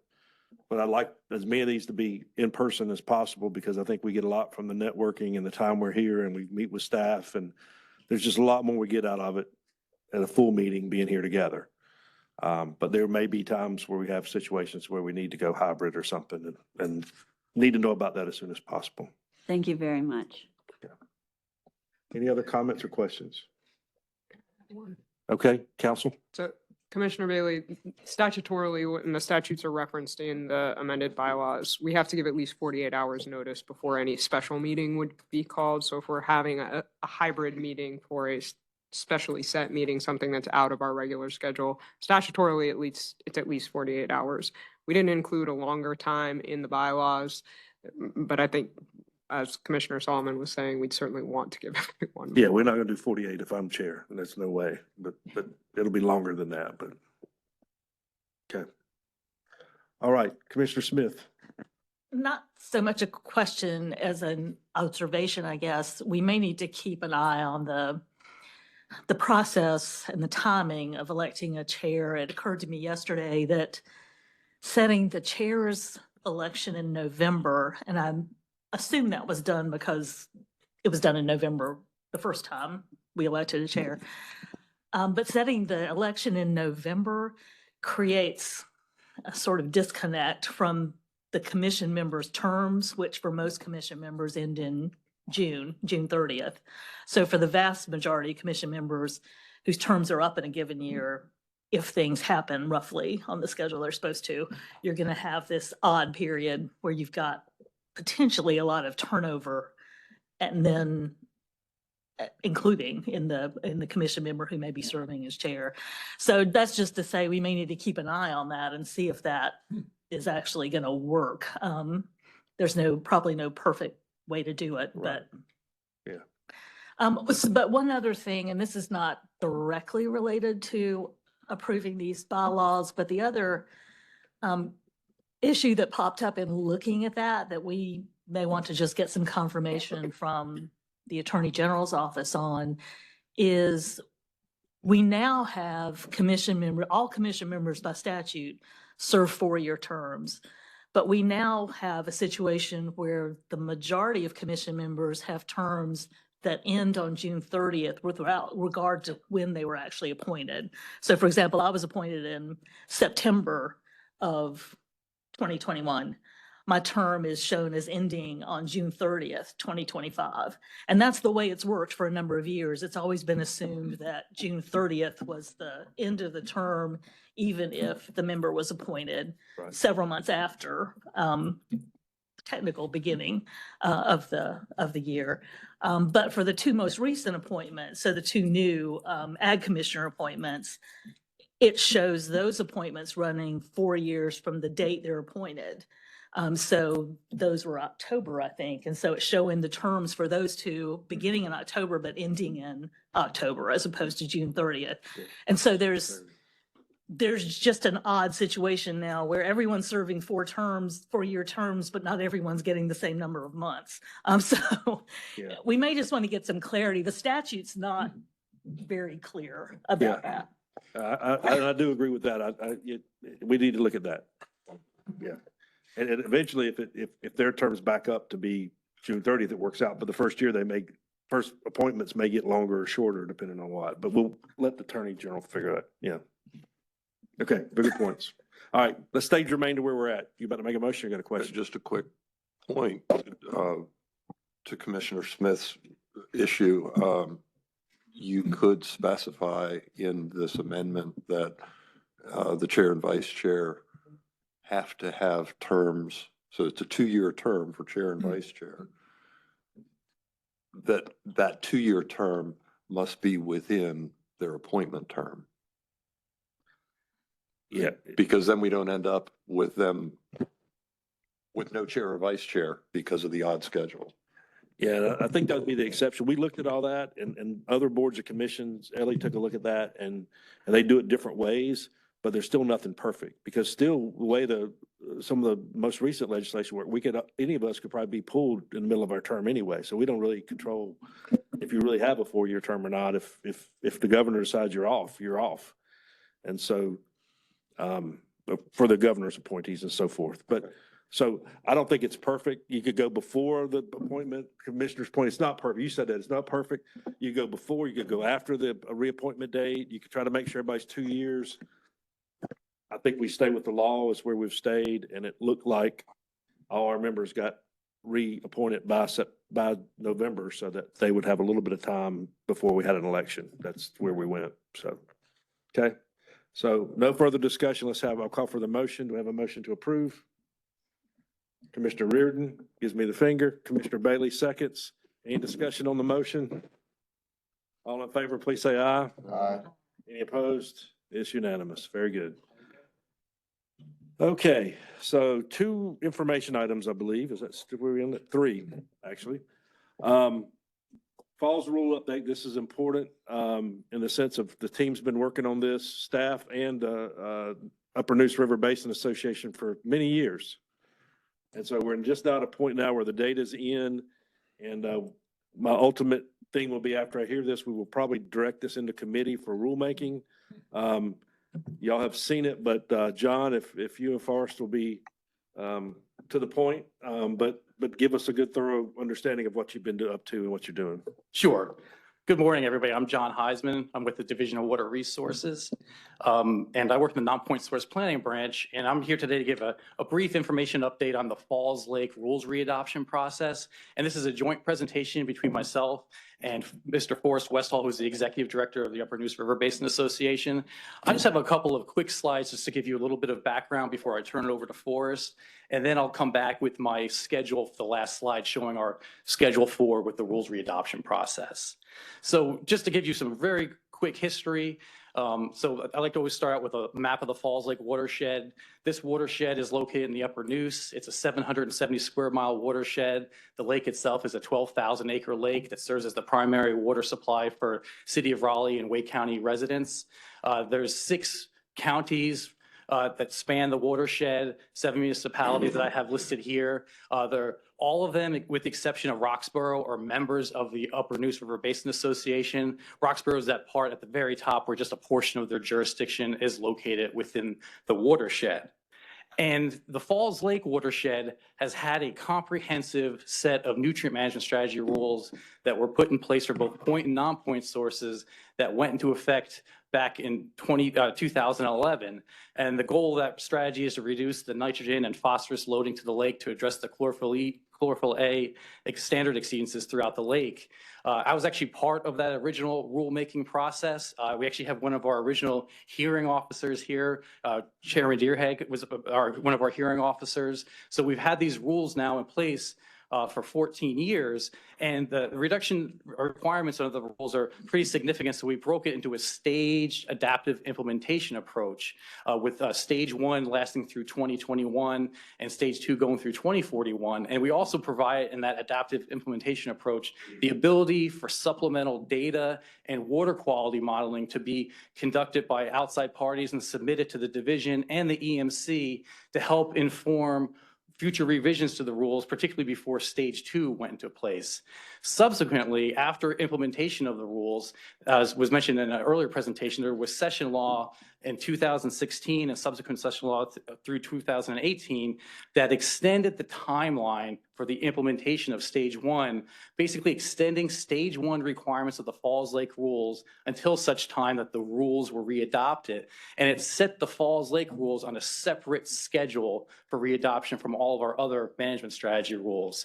That session law also tasked the North Carolina Policy Collaboratory to study Falls Lake, look at the nutrient content, nutrient fluctuations, and different factors that affect the lake that would help inform the rules readoption process. And that report was to be submitted to the EMC and the ERC. And that final report was concluded back in December of 2023 and submitted. And the session law also established that new deadline for initiating the rules readoption for Falls, having it start in December of 2024, which we do have underway.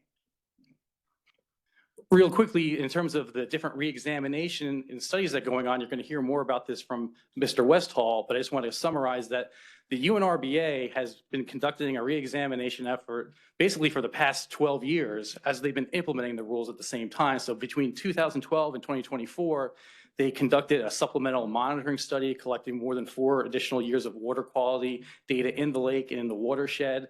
They used this data to update the watershed model and 2 additional lake models for the lake and a statistical model for the lake as well. So we have additional modeling for the lake, additional data collected for the lake. And all this information was used to help inform their consensus principles and management strategy recommendations that they've been providing to the division.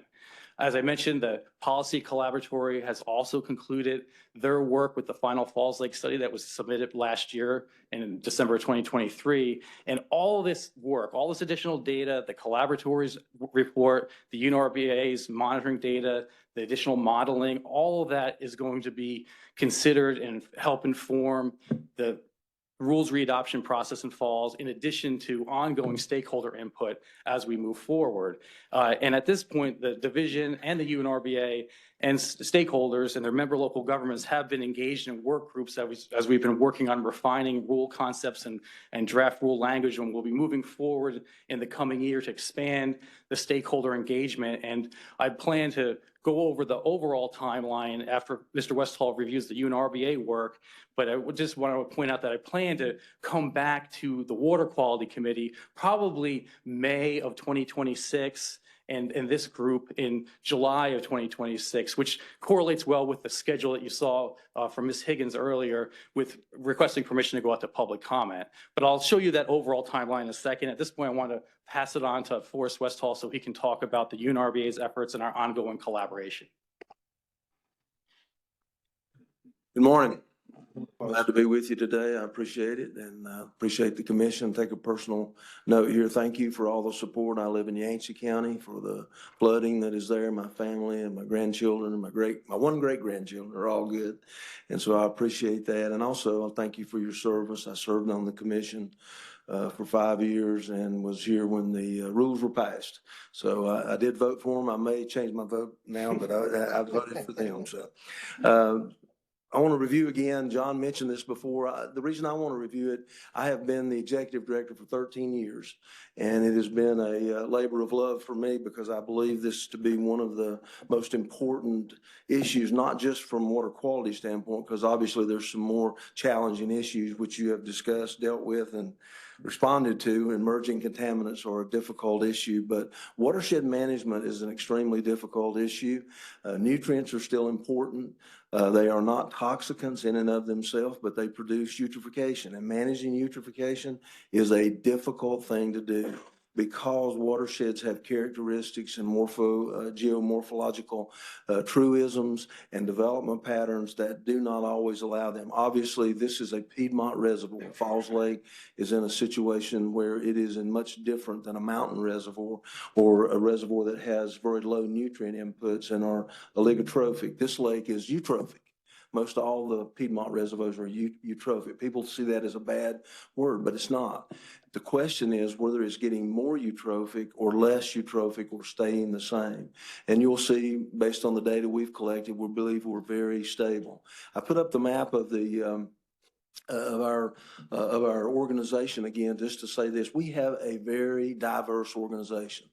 We have an organization that includes a portion of the city of Raleigh, a portion of Wake County, and a portion of Durham and the city of Durham. We also have Person County and Granville County and rural areas in Orange and Durham County.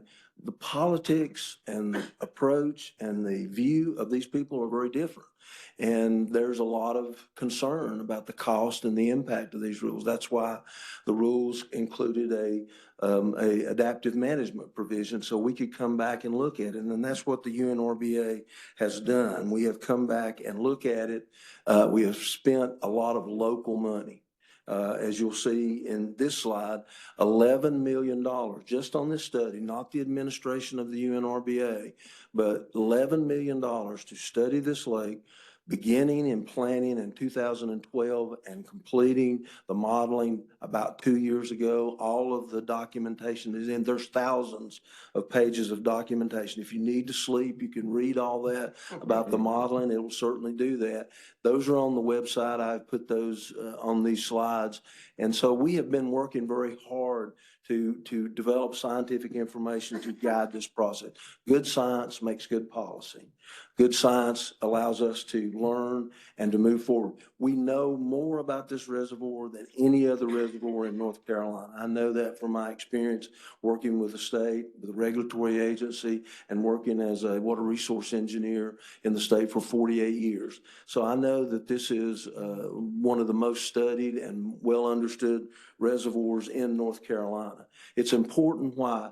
It's important because it is critical for flood control. It is critical for water supply. The city of Raleigh would not exist today as it is without Falls Reservoir. If you know the history of water supply in Raleigh, they were very limited prior to the Falls Lake being constructed. Falls and Jordan provided the Research Triangle area and those communities the opportunity to provide growth and to provide an opportunity for economic stability in the area. So it provides 500,000 customers for water. It is a great resource. Fishing tournaments all of the time on Falls Lake, very effective and successful fishing tournaments, swimming, boating. Provides an aquatic habitat for both aquatic life and for terrestrial life. It is a important resource to the region. Now, looking at the watershed, in addition to diversity in this watershed, you may be somewhat surprised unless you from the watershed and you've spent some time driving around in it. I have. When you drive up I-85, you drive through Durham and you get an idea, well, this must be like the watershed is. That's not like the watershed is. The watershed is 75% unmanaged lands, forestry, lands that are in succession because they're no longer farmed, and only 25% are considered managed lands, meaning agriculture, DOT, other state and federal facilities, and development as we normally think of it. Only 1.5% of this watershed is considered highly dense, like downtown Durham. Only 1.5%. The rest of the 15% that is developed is mostly residential and house. This includes everything from subdivisions at quarter acre lots up to 5 acre lots, 10 acre lots. You know, it's development is a very moving target on there. We know that you can't really change the nutrient profile in this lake very quickly. We've proved it. We've proved it with our data and our modeling. This is a watershed that's stable. This is a watershed whose water quality and lake quality has been stable, even though we have monitored and looked at nutrient changes from the beginning of the lake. 1981 was when the lake was filled. I was there. They closed the dam, and I cut firewood out of that lake, by the way. And so before they filled it in, so I've you know, this has been a project that has been beneficial to the region. It was thought to be, and I was on the staff. We said it was going to be over eutrophic. Thankfully, it hasn't been. The data is stable. Down at the intake for the city of Raleigh, the lake is meeting even the chlorophyll A standard of 40. It isn't met in other places in the lake.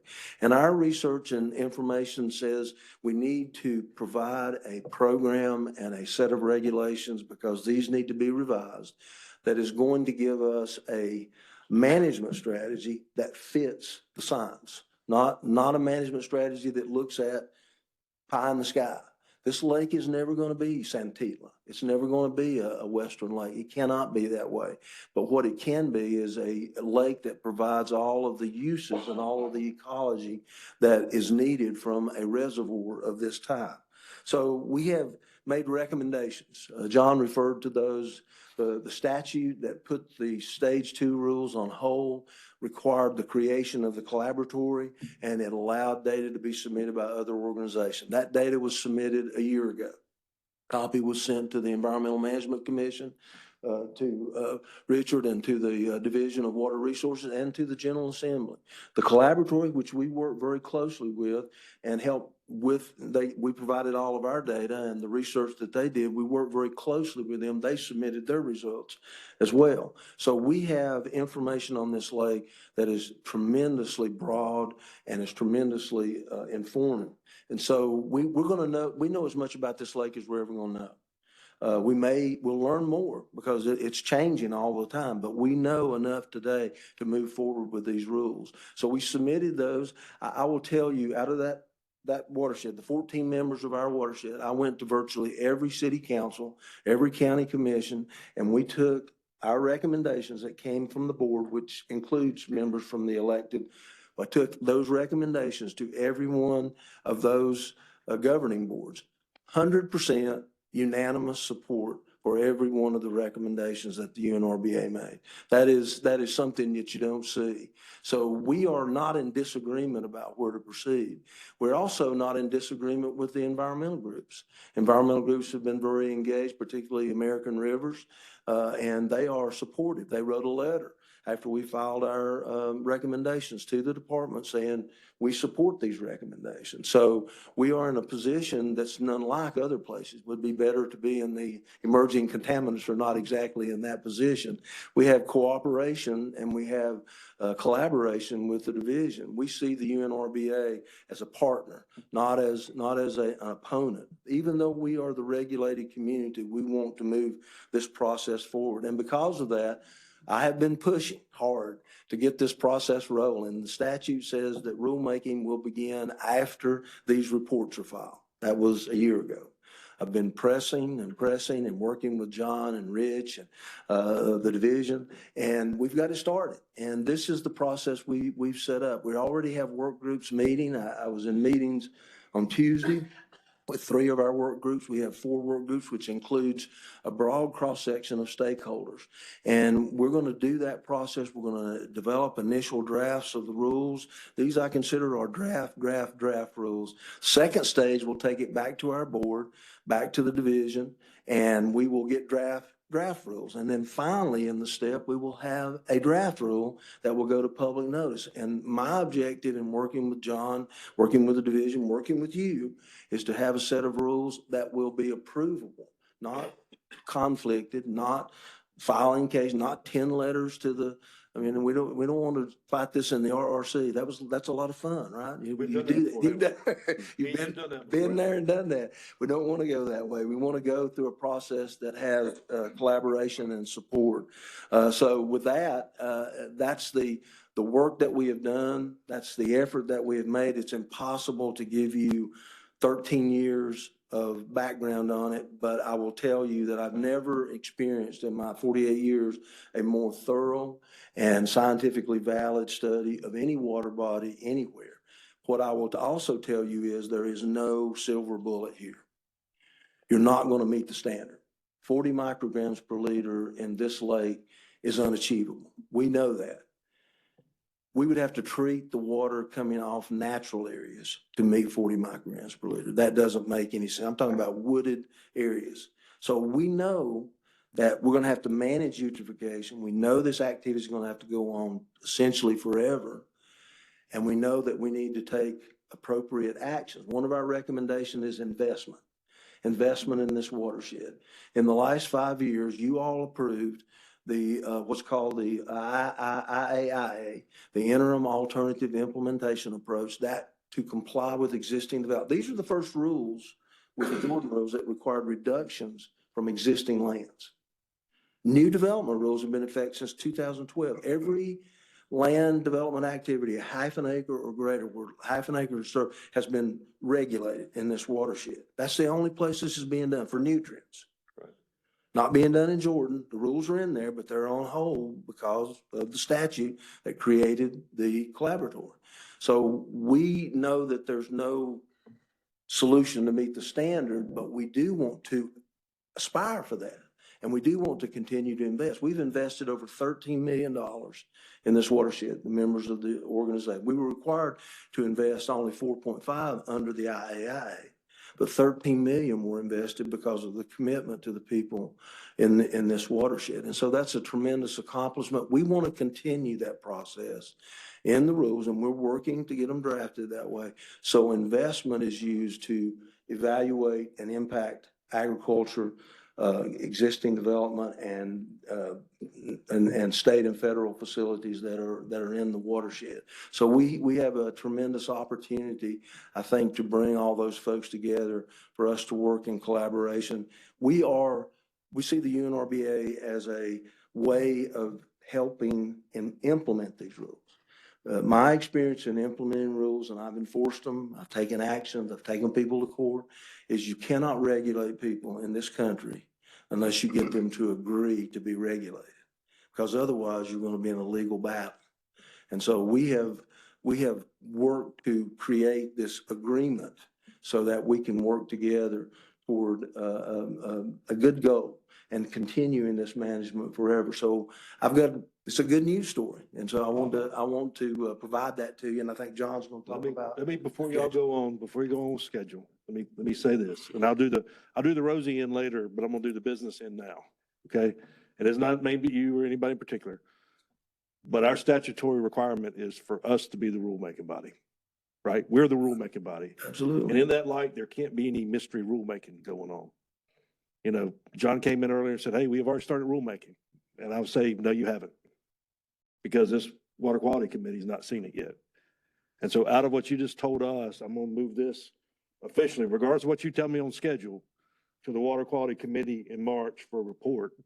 And one, if we are officially beginning rulemaking, I want this commission to be holding that accountable, because it is our rules statutorily, not anybody else's, not the departments, not the UNRB. So it's not a lecture to you. You know all this. Sure. Yeah. But I wanted to go there, Steve, with that. And then I also want a feedback from the committee, and it may take you a couple meetings, but at least a report to say whether this should wait until the rules review and readoption is done, because I see no reason why this has to wait for the nutrient management strategies to come forward in 2028 or 2030 or whatever that is. These guys are ready to go. Let's move this to the top of the list unless the committee tells me there's a reason not to. So Either we've started rulemaking or we haven't, and we're gonna hold it accountable. And two, y'all guys tell me on the committee, what the schedule should be, because there's $11 million of data that's been spent. We don't want it to get old and wait 4 or 5 years, so. Respectfully, as chair, a email of that directive I will would do be that. very appreciative, and we'll copy DWR. I will do that. Thank you. And all this is in very positive light. I want you Yes. to get on with it. It's not a negative. It's Thank just, you. let's get on with it. Okay? Yep. So anyway, y'all finish your presentation. Okay, John? Yep. Thank you. Thank you.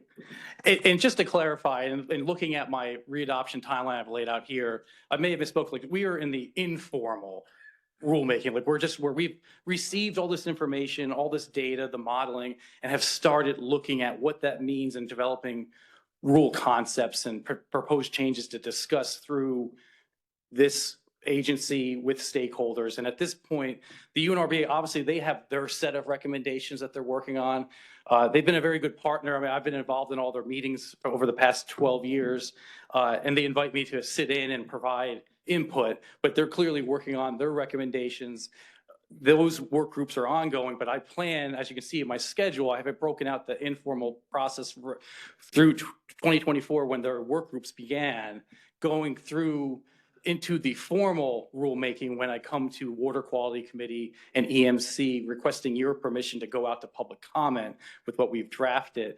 But I have it broken out through 2027 by quarters. And as you can see, like right now, it's these informal work groups that are the UNRBA's process. But I'm attending that. But my plan is for later this year to hold all stakeholder groups, to engage all stakeholders and bring forward concepts and get their input as we work on drafting the rules, and then begin working on a fiscal note, the regulatory impact analysis later in 2025, all of that working towards coming to the Water Quality Committee, probably by mid-2026, around May, requesting permission to come to the EMC in July of that year, to then request permission to go out for that formal public hearing, public comment process on the rule. So I don't mean to intend to sound like we're overstepping. I just wanted to represent that we were moving forward with this. Yeah, but very loosely. And I'm not going to argue with it. I'm sending it to the Water Quality Committee. I would like to see the rules in May of 2025, not 2026. That's probably not going to happen, but I want the committee to review the plan, review what UNRB is doing, or y'all are doing, and tell us why this can't move sooner than that. And if it can, it can't. If it can, it can. But I all the understand. research has been done, and there's a law that says rulemaking will start. It doesn't say informal rulemaking. It says rulemaking. So I'll put it appropriately in the committee to make that determination. So I'm happy to come before the committee at any time to give updates and share where we are. And I really hope that one thing that we weren't afforded with the very stringent timeline that we had during the original rulemaking process, when we developed the fiscal note, we didn't get to have any engagement with stakeholders, like a back and forth in developing that. And this timeline, I'm hoping to have that opportunity. So we have stakeholder input as we're developing that fiscal note before we bring it forward to OSBM and this committee, this commission. Let the committee decide. Very good. I appreciate it. No, I appreciate, and let me say this too. That program has been, to me, we talked about the water quality data. You've been, Marion, you've been at it a long time, but I remember when that was just citizen data, nobody wanted to accept it, to now the quality's been there. We talked about this yesterday. They've done a phenomenal job getting, I think, just about every university involved in these studies, and they've got all these stakeholders involved, and the state's been part of that, and UNRB has been just a perfect example of how that should work across the state. So hats off, and I think we've benefited from Forrest's background. I know we have on all sides of this process, even as an EMC member. And so I just want to applaud the members of the association and Forrest and the whole team for all the, they've gotten knocked down a few times trying to break the curve, so to speak, and be accepted. But I think y'all have worked with them, and they've finally done that. So all of this is a big success story. We just need to capitalize on it now. So thank you. Thank you both. Any questions for John or Forrest before we move to the next item? Commissioner Deerhake. Thank you. I appreciate the level of effort and in financial investment that's been put into this study program that UNRBA in collaboration with the state has done, as well as the collaboratory's report. I'm getting the impression from the remarks I'm hearing today that where this is going is, and please tell me if I'm wrong, is that eutrophication is okay. It's okay if this lake doesn't comply with the state standards. Am I hearing that correctly? And are there intents of recommending that the reduction goals be abandoned or what? No, I don't. I mean, the problem is, and let me say it as carefully as I can. I worked on the Chowan River when it started. That's where the standard came from. I was in the process to develop it. It was a good standard at that time. It doesn't properly reflect what we're trying to do on eutrophication management. And the reason that I say eutrophication is okay, because eutrophication is a reality. You can't avoid it. The trophic status of Piedmont reservoirs is always going to be eutrophic. The question is in managing that. The chlorophyll A is one parameter to be used in managing that. We have many others. One of the things we're going to recommend is a more comprehensive review of what the trophic status, so we can put our finger on changes that occur, so we can up the ante. We can do more. We can put more pressure. But at this point in time, I'm not saying that eutrophication is necessarily good. It's a reality. We have to manage it to the degree that we can. The Clean Water Act, the way it was set up is you have a standard, you make the actions to meet that standard, and it's possible to do that. For point sources, it worked very well. The total maximum daily load, TMDL process worked. In a situation where there is no reasonable relationship between actions that can be taken that are technologically, economic, and feasible to meet the standard, we have to do something else. EPA has recognized this. We've met with EPA already, and we've gotten good feedback from them. But this will not be a situation where you say, we reduce the pounds of nitrogen, we reduce the pounds of phosphorus, and meet the standard. But that doesn't mean the standard isn't important. We want to change the standard, but that's not high on our priority list because we don't want to bog things down, because the environmental groups have said we don't want the standard changed. I'm sensitive to that issue because it's a driver. It's what keeps us working on this. But to expect our ability to do something that is not technologically or economically feasible doesn't make any sense. Otherwise, we just say we ain't going to do anything. And we don't need to do that. In fact, these governments for the stage one rules could have used the additional reductions from the wastewater plants to comply with their stage one existing development. They wouldn't have had to do anything else, nothing else. But they agreed to invest $1.5 million a year in projects in the watershed for 5 years. You all approved that. We've already, when we're supposed to invest $4.5 million, we've invested over $13 million. So we view that as a commitment to do more to see this lake stable. I will also tell you that our data and research indicates that between 2006 and today, nitrogen has been reduced in this watershed loading by 30 to 40% already. Atmospheric deposition is reduced, but lots of other and the chlorophyll A values are still over 40. And while they may have improved somewhat statistically, they're still in violation of the standard. Agriculture in this watershed has dropped by almost 50%. That may or may not be a good thing because a lot of those places are developed. And there's a lot of concern about the rate of the development in the watershed. As Ann Cohn with the agriculture program always likes to say, the last crop you'll ever grow is houses, because you won't grow any more crops after that. So we've seen a tremendous beneficial response in this organization and this watershed, and we see the reductions happening. We don't see the reductions in chlorophyll A, but that doesn't mean we shouldn't continue. It just means that's the reality of the science of this watershed and this reservoir. So we're trying to come up with a plan that makes progress and pushes forward rather than saying, we can't do it, we're not going to do anything else, because that's not a good outcome in my view. I've been pressing to keep this going, to keep investing in the watershed and keep making progress. Very good, thank you. Any other questions? Commissioner Smith? One hopefully quick question. Can you remind me, because these nutrient programs have now moved into geologic time. And I can't remember whether Falls Lake, was there actually a TMDL for Falls Lake? Or is this one of those situations where we proposed a strategy that EPA accepted as an alternative to a TMDL? It's an alternative. We did everything that you could have to develop a TMDL, but ultimately it's an alternative to a TMDL. We do not have a TMDL. But it is unfortunately like a TMDL because it got pound reduction.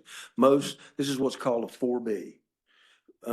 North Carolina says that if you can't do a TMDL, then you do a water quality management plan to address the water quality problem.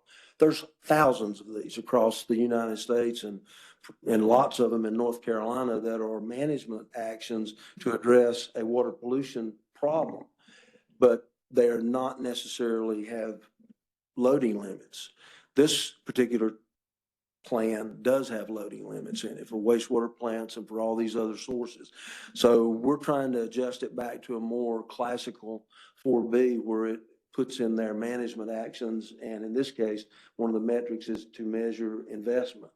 Now, Peter Rabb with the American Rivers has told us he doesn't think $1.5 million a year is enough, which I'm not surprised, but we already invested more than that. So in all likelihood, we'll probably see more intensive investment, and that's a good thing. But, I understand the concern about saying we're not going to meet the standard.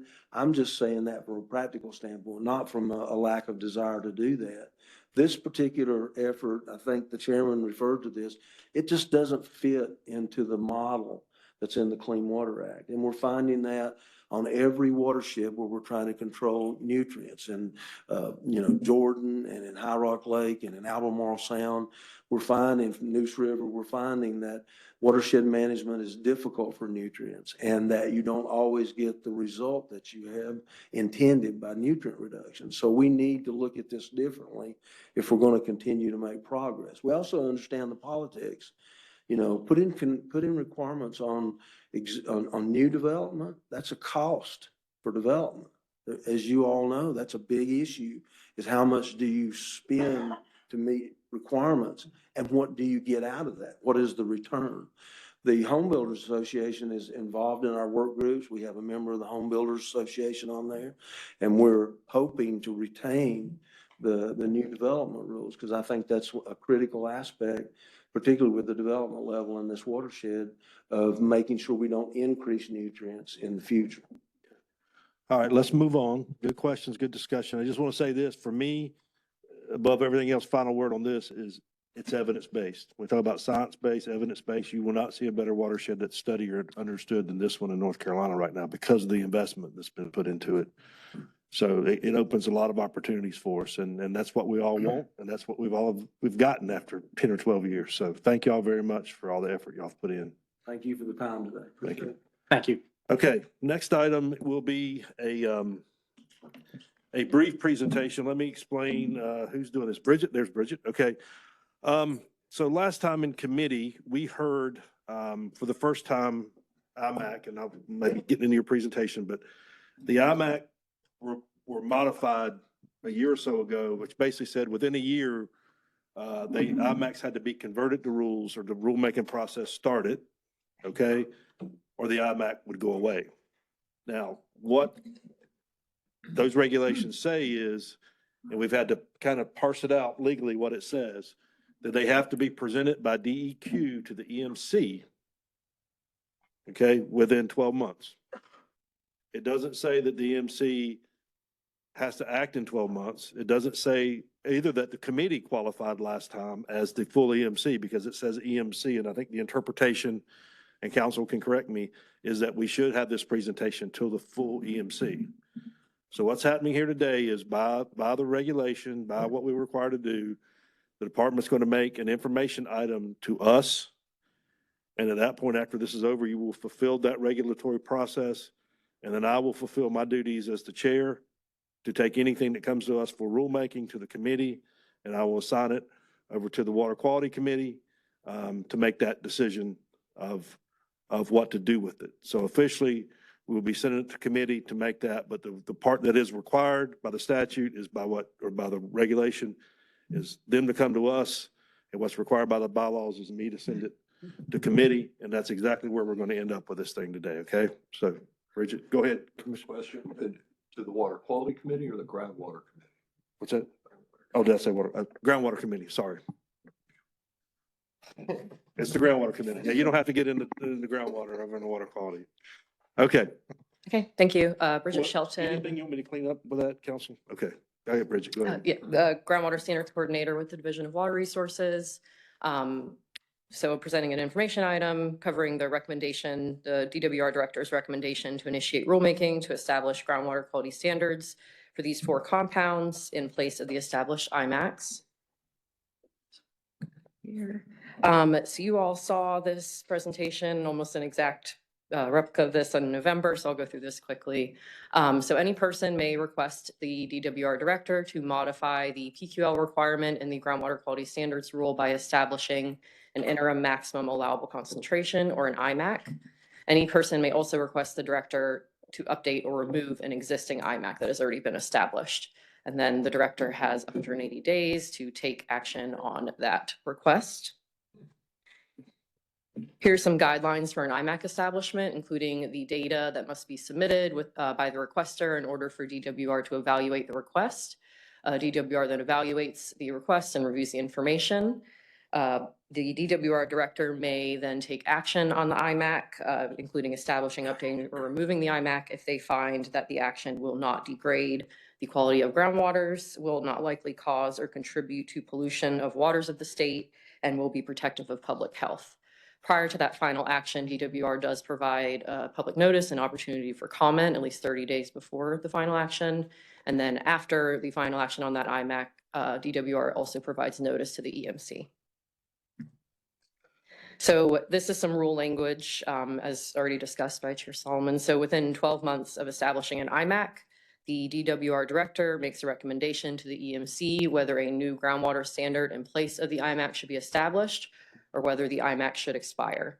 After the DWR's Director's recommendation, the EMC then decides whether to initiate rulemaking. So if the EMC does initiate rulemaking, the IMAC remains in effect until during that rulemaking process, the standard is adopted, or the EMC declines to adopt a new standard, or the EMC can also decline to initiate rulemaking.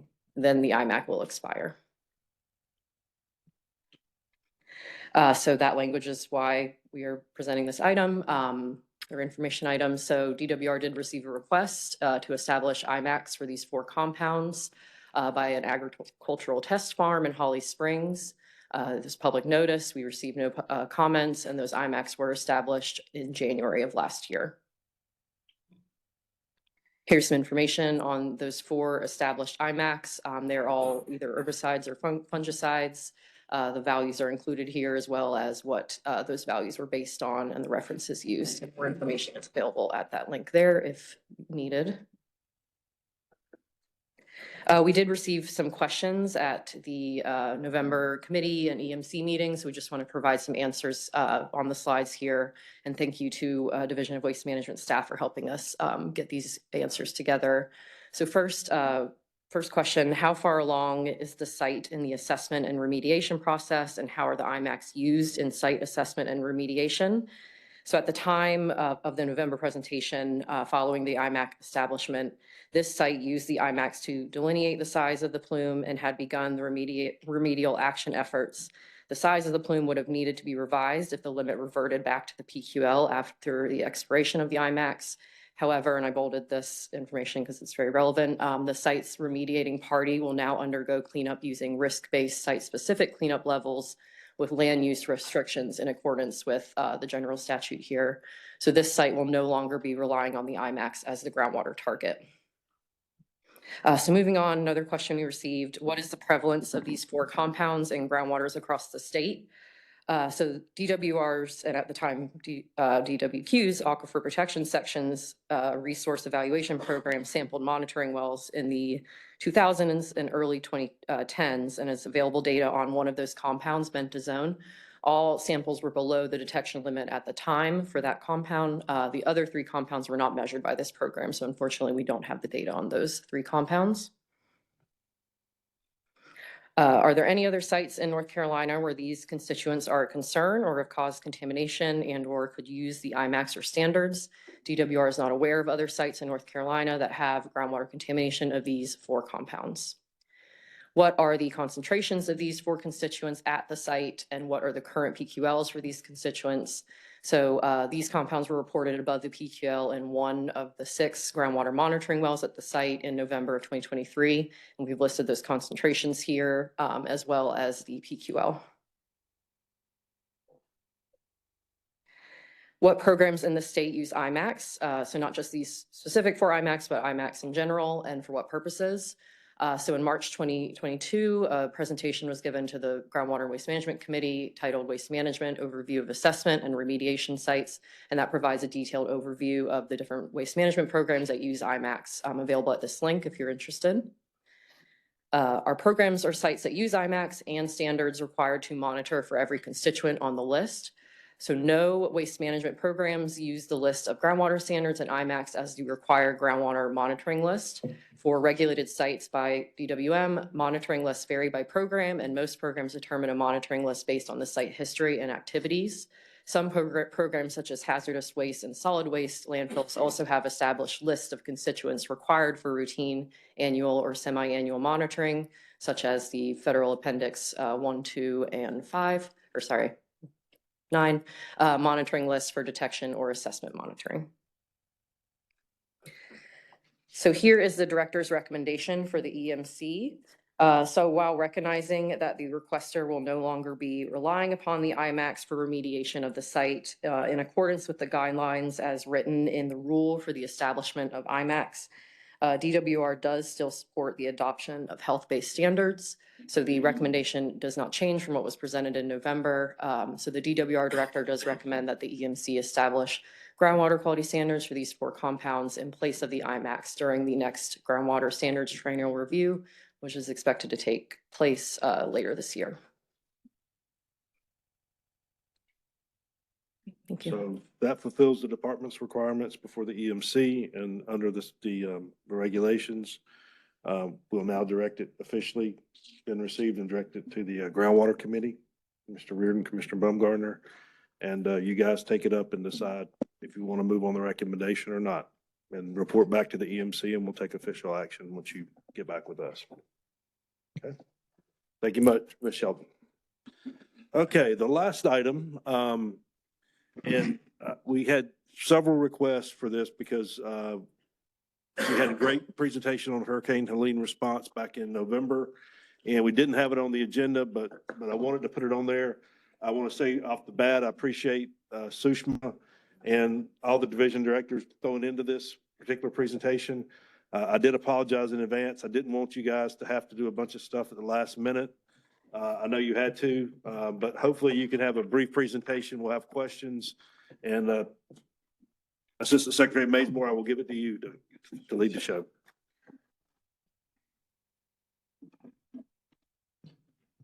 I think we'll just call the meeting off pretty soon, okay? Eat lunch and go home. I know, right?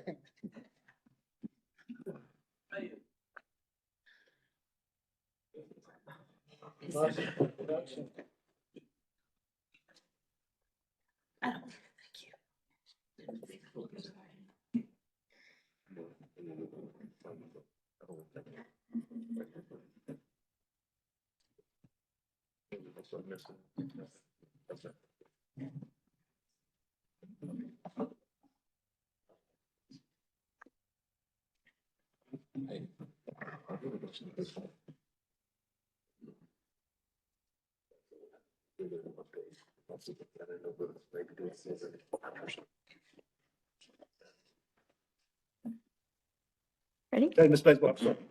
All right. Good afternoon, everyone. I'm Sushma Mazemore. I'm the Assistant Secretary for Environment. We're following up with Commissioner Solomon's request to provide an update on DEQ's response to Hurricane Helene. So we put all our division directors and our staff to help us create a profile of what happened right after the event and what is happening today. So my goal today is to give you a preview. The slides contain more detail than I plan to cover, but we're here to be able to have a discussion and a conversation on how the event went and what we learned from it and what we're doing now. So I thought it would be helpful for us to just recap what Helene's path was. And as you can see, it was not unusual of how previous hurricanes or tropical storms have entered the western North Carolina. It has happened in the past, but what was unusual was that the Wednesday of September 25th, the day after my birthday, and I remember specifically, there was a rain event that was stalled from the cold front that was due to the tropical moistures from the Helene hurricane itself. And that stalling and the water and the rain and precipitation that started continued. And that frontal boundary took a while to move out before the Helene outer band started affecting the area. So you had a back-to-back water precipitation event that was unusual, even though the path was similar. It was the amount of rain between those two incidences that created a unique and an unimaginable situation in the western part of our state. And it did create serious damage in the mountains and the foothills over those 3 days. We have records of highest rainfalls ever recorded, followed by highest river levels and severe flooding. But I just wanted to explain here that based on what I learned from the climate office is that was the cause of the event.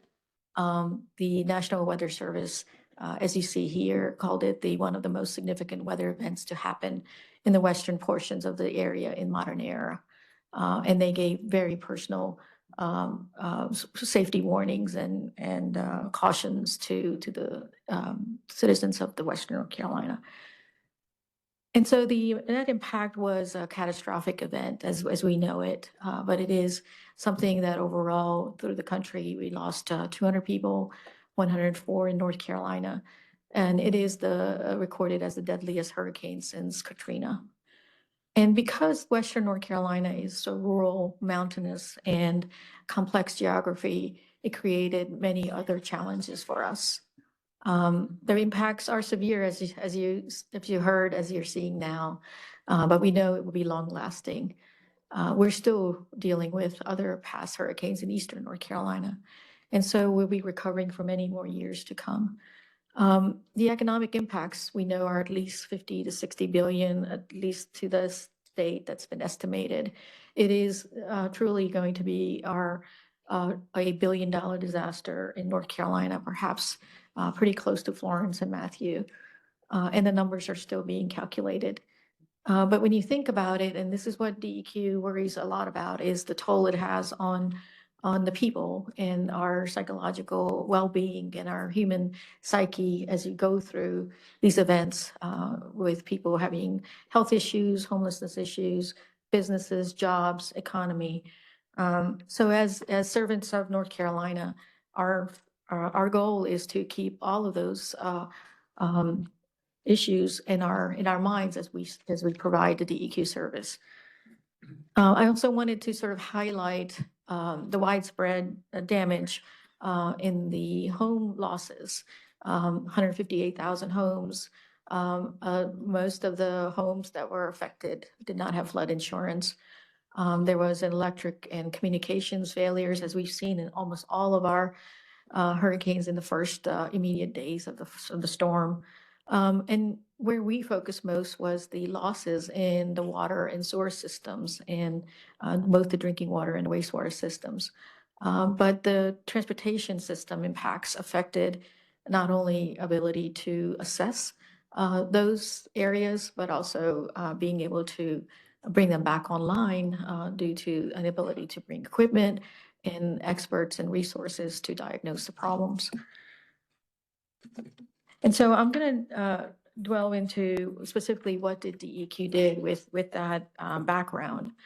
I know this morning Commissioner Carter asked the question and raised a concern about a contact at a facility that asked about DEQ's approach towards compliance flexibility and how we are addressing these kind of situational issues that occur. But before I get into the specific programs, generally and overall, I wanted to say that we were, as the department and at the division level, it was all hands on deck from top down. Every member of DEQ was engaged from the moment the emergency was declared to even today. And examples of that is every division and their staff, our leadership and their staff at regional offices, at central offices, made, following the emergency, as possible, made as many calls as we could, hundreds, sometimes thousands of calls to all of our connections, all of our sources, all of our facilities. Knowing that some of them did have communication problems, we continued on as lines were coming back on, as powers were coming back on.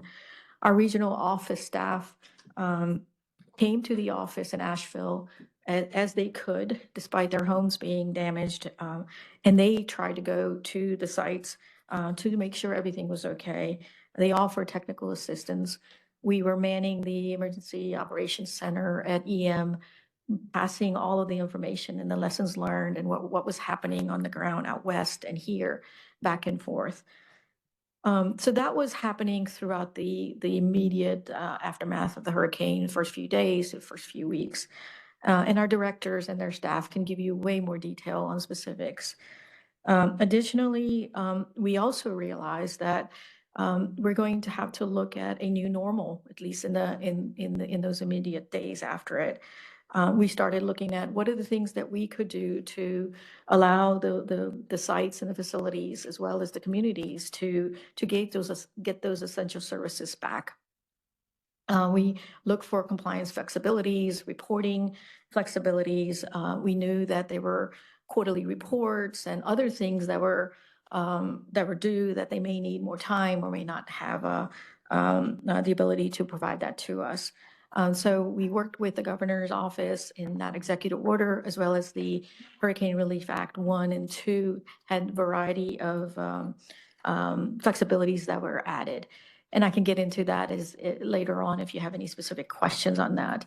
But I'm going to go through these slides now to give you a highlight of what our team at Demler did, and then followed by our other teams.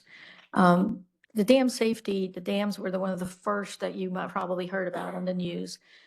There were some very touchy points, and some of those dams were really at critical stage, and we're very fortunate that none of them caused any catastrophic failures. Our staff has inspected 400 dams. 40 of them have significant damage that, based on that inspection, we're continuing to inspect it.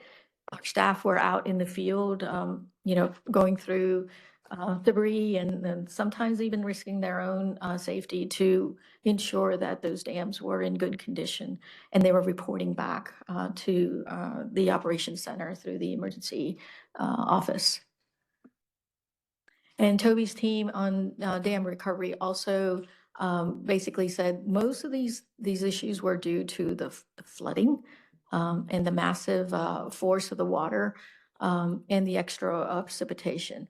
And repairs, modifications, and breaches and removals are really where current recovery is occurring. We're working with owners to work through these. There's a systematic and phased approach to assessing and ensuring that safety and risks are reduced. You may also heard about landslides. There were a lot of landslides that were associated with the event. The USGS maps these landslides. They're on our dashboard right now, and you could see as they were being logged real time. 2004 landslides were documented, and many of these landslides were, like they were last year, caused fatalities. 328 of those landslides have been investigated, and they're continuing to look at the rest of them as time goes by. Our staff has received requests from the county emergency management services and private entities for assessments for these landslides. If Buncombe County alone has asked for 600 landslides. It would take about a year with the existing staff that we have. Other counties have also asked for such assistance. We're looking at what we have resources-wise to provide that assistance. So for that, one of the things we're looking at is securing some funding to develop these inundation maps for high and intermediate hazard dams that can be used by owners to complete and develop these emergency action plans. So in the future, these kind of events could be better prepared for. We're also looking for funding to expand our landslide mapping and response capabilities to look at these 1,000 or actually there's 2,000 new landslides that I just mentioned that required assessments and evaluations. Now I'm going to shift to the public water systems, the drinking water systems that you heard about that were offline and the considerable concerns that the public had regarding the water quality. At the time, 775 public water systems are in the area of those counties. 41 systems were closed or not producing at the peak of the event. 68 systems were without power. Our team, along with local governments and the utility providers, were working continuously to get as many of them online as possible. 3 systems currently today are not operating normally. We continue to provide ongoing support to some of those. As you can see that the distribution system lines were broken as they are the arteries to the plants themselves. Most of this damage was the landslides occurring and bringing that sediment and water, and that force caused a lot of the breakage in the lines. The infrastructure damage also caused increased turbidity in that water intake. And that, as you heard about from Asheville, that the water quality is good, but it's that turbidity from the lake that the water was withdrawn had excess sediment that was causing those turbidity issues. We're continuing to monitor these areas and providing technical assistance. City of Asheville, which provides the most water and is the largest system. You heard about how that water reservoir was affected. Once the Army Corps of Engineers and the contractors got that fixed, there was the issue of the water quality itself. Our team worked with the local officials and the utility operators to have monitoring stations to ensure when that water quality was achieved at a level to lift the boil water advisory. We know that the temporary things that they put at Asheville needs a permanent solution. And currently there is a projects underway with the Army Corps of Engineers to address the long-term turbidity issues so that they can address this through treatment and cleanup in the future. Moving on to wastewater. Similarly, a lot of our wastewater systems are piping systems, pumping stations, generators that are dispersely located. And as the debris and the water and all of that happened, it also damaged the wastewater infrastructure. Many of our wastewater systems out west were built decades ago, and they were built in areas that people not want to build, and usually in areas that were near resources like rivers and lakes. And so we did see significant damage in the wastewater system. After the storm, 16 were documented that were closed. Many had no access to power. Backup power was also not available.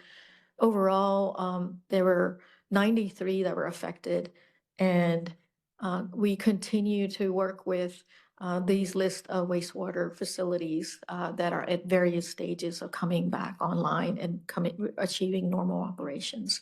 Some of them are on what we call mobile systems. They're temporary systems to allow wastewater to be processed, but to get centralized, large-scale, fully operational system will take some time. And we're working with our federal and state and local partners to provide assistance as needed. Also, immediately after the storm, all of the flooding caused those tanks and equipment that are used to store fuel to be uplifted and floating, literally. And we find this during every, emergency flooding event. This particular event had about 1,100 or so targets that were identified under our ESF 10. Our Division of Waste Management and EPA were one of the first crews in the field, identifying, tagging, numbering how many of these equipment are floating. And then they managed to secure and stage them so that it could be handled through a disposal and management process. So now we have all of the debris that I talked about. You have residential, you have commercial, man-made debris, you have all the natural debris from the trees and the yards and dirt and river sediment. All of that is everywhere. It is an enormous amount of debris. We're looking at an estimated 15 million cubic yards of that that are on curbside and right-of-way areas, not counting all of the debris that are in forest lands and private areas that are still on the ground. It's estimated that 18%, and although we're hearing some counties say maybe less than 10% of that debris is actually recovered by contractors. Our Division of Waste Management has received requests and approved 115 of these temporary storm debris sites to basically allow a place to bring this material, to sort it out, to stage it to the next phase. And some of them are being recycled to reduce sending them to landfills, because our landfill capacity is very vital. And then some of the yard debris can be used for other management techniques, and I'll go over that in a minute. So as you can see, the debris removal itself is a big challenge. The Army Corps contractors are on site, and so are our state contractors. The debris management coordination is led by DEQ through the Secretary's office, and our divisions are working side by side with the Army Corps of Engineers and the local officials to assist and also actually handle a lot of the legwork. And this chart map here shows, and it's a little hard to see, I think your handout, you'll be able to see better. Buncombe County is recorded the highest county with the largest debris removal, and the others are noted in darker counties.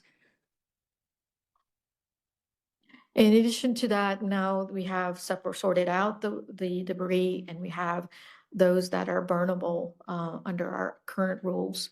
Our Division of Air Quality has been from day one looking at all the ways to get this situation under control. One of the things they looked at was allowing temporary easement of the open burning rules through these Disaster Recovery Act.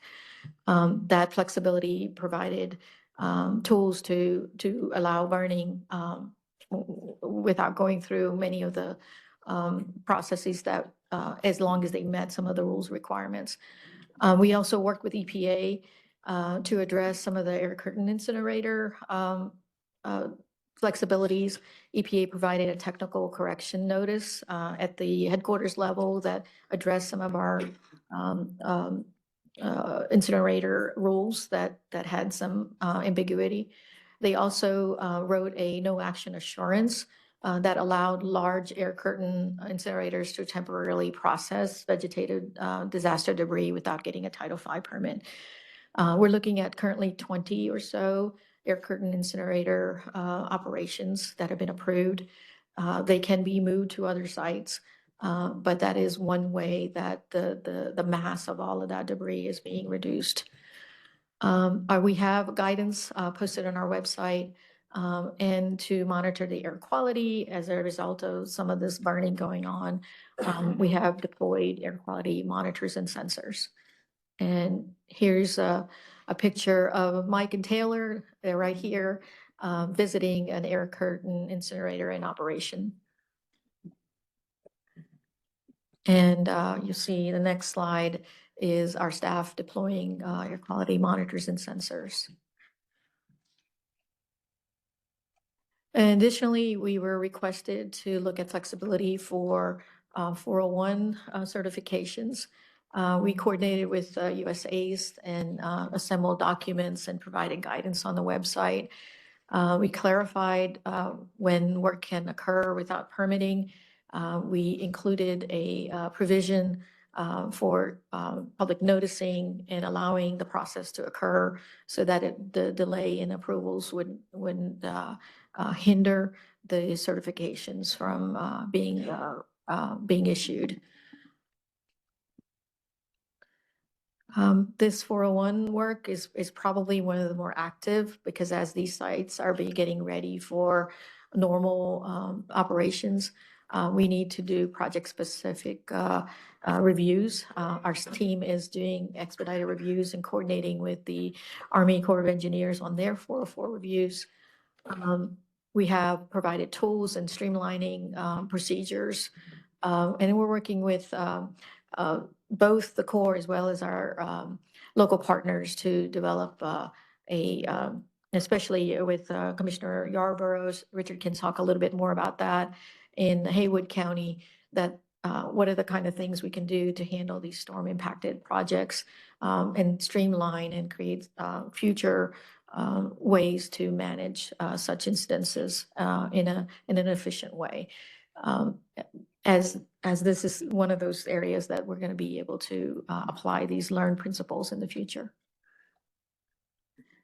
So to provide sort of like a holistic list of all of the things that we canvassed through our rules, our procedures and processes, we created this website to provide environmental guidance. And as you click through some of them, you'll see NPDES guidance memo that was issued for enforcement and compliance flexibility. You'll see the open burning guidance. You'll see the ACI guidance. A variety of these have been now put on website to assist the permittees, but also responders and other partners that we work with on a daily basis.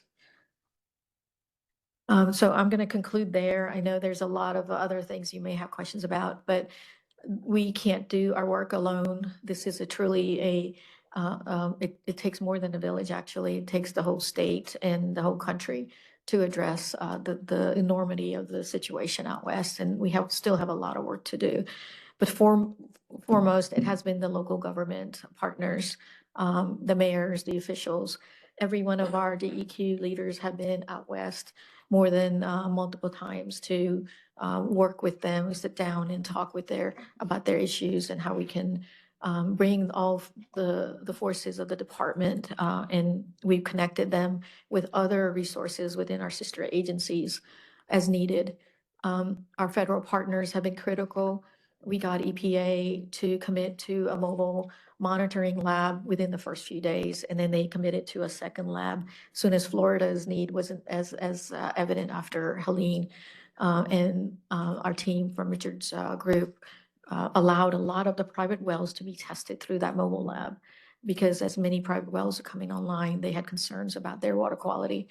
And hundreds, perhaps over 1,000 samples were tested in those first few weeks. Anyway, so that's a list of partners.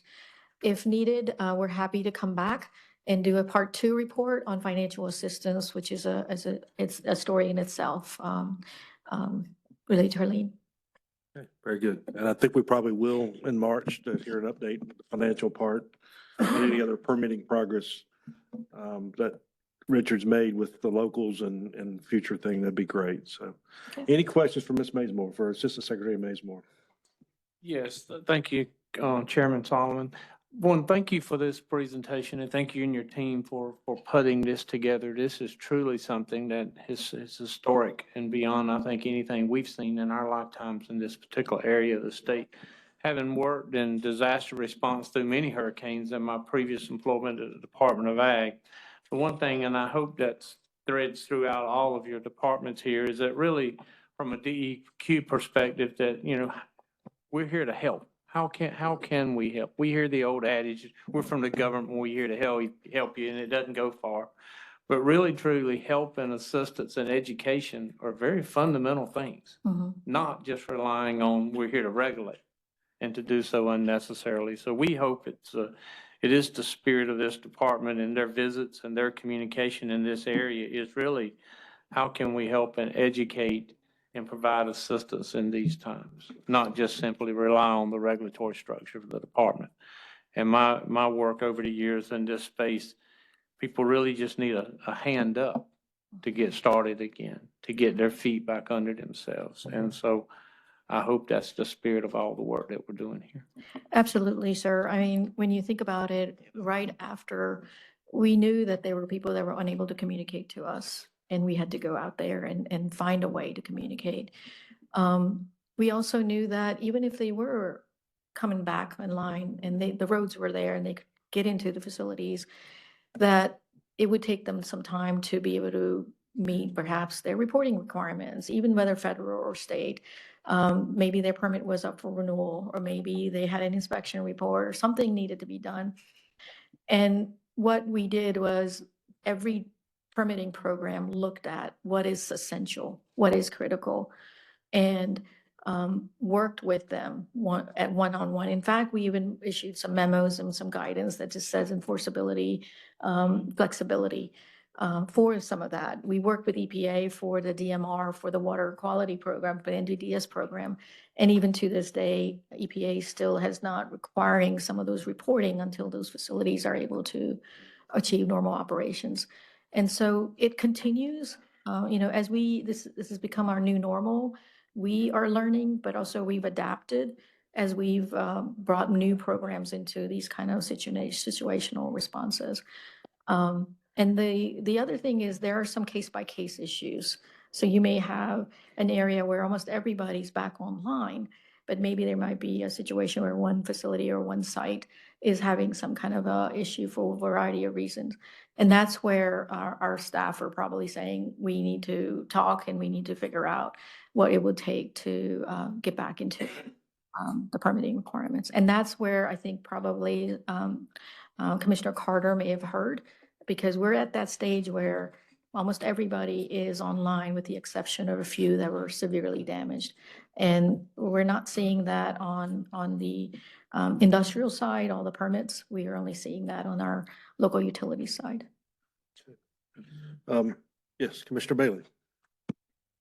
Yes, maybe this will be covered in part two, but the part where you were talking about the dams and the inspections, I don't know if, you just talked about numbers, but a lot of the dams, or maybe not a lot, but are owned by HOAs.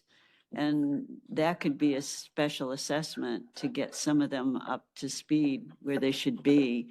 And I guess what I'm asking is, can you go into that, like for financial assistance at the next meeting? There's places like in, not too far from me in Boiling Springs Lakes where the dam failed there. And they're just starting to get funding to be able to put the dam back in place. And it can take years in order to get that done. And with HOAs and special assessments, that can go on for a lot longer. Everything you said is true, and Toby can add probably more to that. It is a vulnerability that we have. Many of these dams are on private land and community associations. Funding is limited and to even assess them. And we are seeking some assistance to be able to provide that resource, technical assistance. So please cover that in March. Sure. Okay, so let me go now to the director's comments if I could. And I know, Toby, you'll probably start, but you'll have a few hurricane remarks probably within your comments because I know you've been active, but I assume all the directors will have a little bit of tidbit with your 5 bullets to add into that. Thank you, sir. I'll keep those brief because Sushma covered most of those for us. We put that together rather rapidly, but was very detailed and has really good synopsis for what's been going on. But Toby Benson, Director Demler, I've got some comments in regard to our dam safety and stormwater programs for you. Demler's worked with its consultant in development of the updated statewide probable maximum precipitation study for about the last 9 months. It's been under development and it's been a good challenge, but it's been a good project for our staff to give good understanding. Also know the basis for how the studies were originally put together and sort of where and how they're being how they're being done now. Right now, we're looking to try to publish as of April of this year. Just for your background and knowledge, we were able to amend our contract with them without losing any time to also add the Tropical Cyclone 8 as well as Helene to the study, which were both major storms that affected eastern and western North Carolina, so that we will have all the most up-to-date data into the current study once we're able to publish. Also, dam safety programs, I've been working with the Association of Dam Safety Officials to start and complete a peer review over the next 2 or 3 months. So we'll be looking forward to working with those program staff from other states to look and see how we compare with like programs, like size programs, and to assist us with program growth and improvement over the next near future. Stormwater program, Demler staff's been attending inspections or will be attending inspections with EPA staff for 10 MPDS permitted sites in the Morrisville, Winston-Salem regions over the next 2 or 3 weeks. This will include residential, commercial, and industrial sites, and will also include inspecting and auditing the city of Jamestown in Guilford County, their MS4. Also, the MPDS program has 2 industrial general permits that expire at the end of June of this year. So that they include the NCG 02 mining activities permit, as well as NCG 19, which is marinas and shipbuilding. So we'll be looking to try to get those put together and ready before the end of June of this year. Rules readoption, you're familiar with what's going on. We just talked about that. We've got our dam safety and stormwater programs will now be going through the RRC. Once we have the decision, well, we've got that, or once we have the decision response from the RRC, we'll notify you of the outcome and be prepared to work going forward. Questions for Director Benson? Commissioner Smith? What's the current status of funding for the landslide mapping program? Current status, there is no additional funding. We currently have 4 permanent staff, FTEs, that under our recurring funding to map the western counties. They are still mapping the western counties, but we've reprioritized these areas of concern for them to work on first before they get back to where they were before. Now, we are asking for additional funding to help, both recurring and non-recurring to help speed up that process. That's in the process right now. Okay, hearing no more, Director Scott? Thank you, Mr. Chairman. To the commission, just a few additional points on Helene. Assistant Secretary Mazemore covered most of it, but I did want to really thank all of our seasoned staff and their response on the Helene efforts. As the Assistant Secretary covered, over 100 debris sites were approved. The significance is over 90 of these were brand new. So solid waste colleagues, including Jessica Monty with us today, work nights, weekends to get these sites turned around in a matter of hours. We do have to coordinate as DEQ with the Department of Natural and Cultural Resources to make sure where debris is staged, that we're not creating another problems with sensitive habitats or sites with archaeological significance. But it has to be done, and it has to be done in a quick manner so that we can get debris out of communities and try to get this material managed in a safe and legitimate way. Also, just want to thank all of those who worked, as Assistant Secretary Mazemore touched on the Emergency Support Function 10. We had a plethora of propane tanks, acetylene tanks, fuel tanks. You guys have seen the pictures. a huge amount of oil and hazardous substance material to stage, successfully manage and go for final disposal in coordination with EPA and their contractors. So a lot of people deployed out west. People worked, 7 days straight, 9 days straight. Then we tried to send them relief. And so just can't speak enough to the testament of staff and their commitment to the work. So I want to thank all of them. On a different note, we did launch as a department 4 additional online applications as part of the continued effort to update and improve the permitting processes within DEQ. Commissioner King may be especially interested in that Brownfields is now online, that Brownfield property applications can be submitted through this online portal system. So we're really excited about that advancement. We've also added our yard waste notification process to this online submittal where you can track the status of your submittal and submit that electronically to the department. So we're really excited about that. Also wanted to thank DWR, Bridget, Karen, Richard, the whole team on the O2L PFAS rules. I think we had 3 great public hearings. I know it's already been acknowledged. A lot of comments have come in. We worked as a division to support DWR on that front, but I think there was a lot of good dialogue at those hearings. As Chairman has asked about before, we have sent out over 20 letters to our landfill community regarding PFAS levels in groundwater. These letters were hinged on the current interim maximum allowable concentrations for PFAS, those 8 PFAS in groundwater. We're working with those facilities and evaluating the rest of our data set when it comes to landfill PFAS data, and we'll have more steps on that front in the coming months. On a final note, we are transitioning, as a lot of folks are in the state and public sector. There's a lot of seasoned professionals who are starting the next chapter, retirement or a new line of work. We had a significant permit engineer, Jeff Little, who's helped us so much in solid waste. Chester Cobb, who I actually hired as a soil scientist into our septic program, just decades of experience leaving in December. So I do want to celebrate them. And Chester was the first recipient of the North Carolina On-Site Water Protection Hall of Fame. So not only his service at North Carolina State University Division of Water Resources, Formula Water Quality, but also waste management is significant. So thank you, Mr. Chairman. Very good. Questions for Director Scott? Okay. Director Rogers. Thank you, Mr. Chair, members of the commission. Again, Shushma did a great job covering the bases. There's a couple of items specific that I want to bring up. One is we just completed the 401 certification for CSX on the Nolichucky. It is a unique certification. It's 21 miles of rivers that we had to put in the certification. We were fortunate enough to have Paul Wojcicki come. He came back. He is now the supervisor of our water quality permit, who has a lot of expertise and seasoned veteran with the 401 certification. He pulled a lot of hours into the holidays, pulling that together, working with the Corps. So we're glad to have that and glad to have Paul in that role as well. Also, just following up on looking at other areas of the certification, 401 certification program. We met with Haywood County back in early December.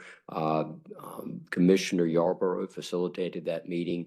One of the concerns they have, we saw some of the damage, significant damage. Unfortunately, just 4 years early, Fred had come through. They were just getting themselves back up to speed, and then Helene comes through. But their concern is that they need to have expediting permitting related to the potential federal funds coming in to help them stabilize stream banks that have been impacted. We looked specifically along the Pigeon River, immense damage once again in the aftermath of Fred as well. Our staff has been working on an expedited permitting process with regards to making sure they understand the process for different types of projects that will be coming through. So we are working with them. We'll be meeting back with them, I think, next week or so as well, just to review what we've come up with to make sure we're all in common understanding and make sure we're meeting the needs that they need as it relates to these projects that are forthcoming.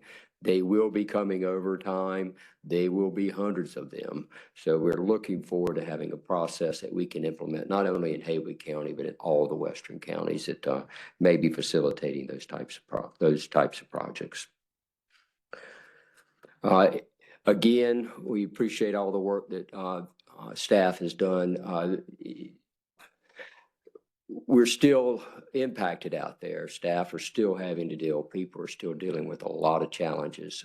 Our staff are in regular communications with those facilities that are dealing with that. Commissioner Reardon, I agree with you 100%. We're trying to give a helping hand and trying to help these folks as much as possible. We'll continue to do that. There's a lot of concern out there, and we heard it when we were at Hayward County, that the emergency times are going to end. Chair Solomon and I talked about that too.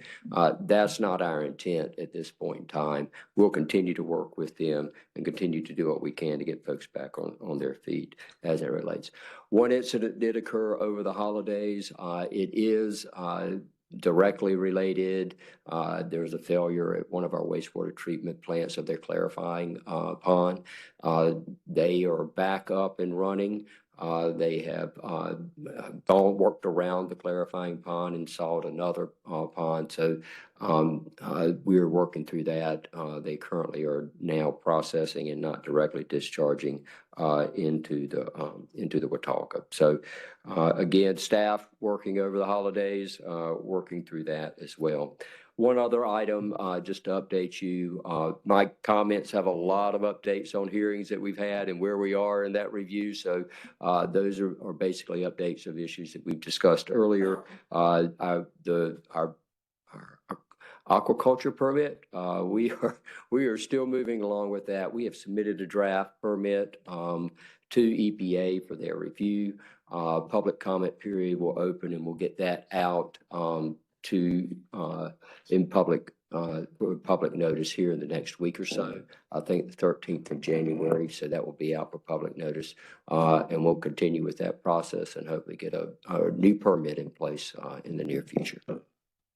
Thank you. Any questions for Director Rogers? Okay. Director Abrazinskis.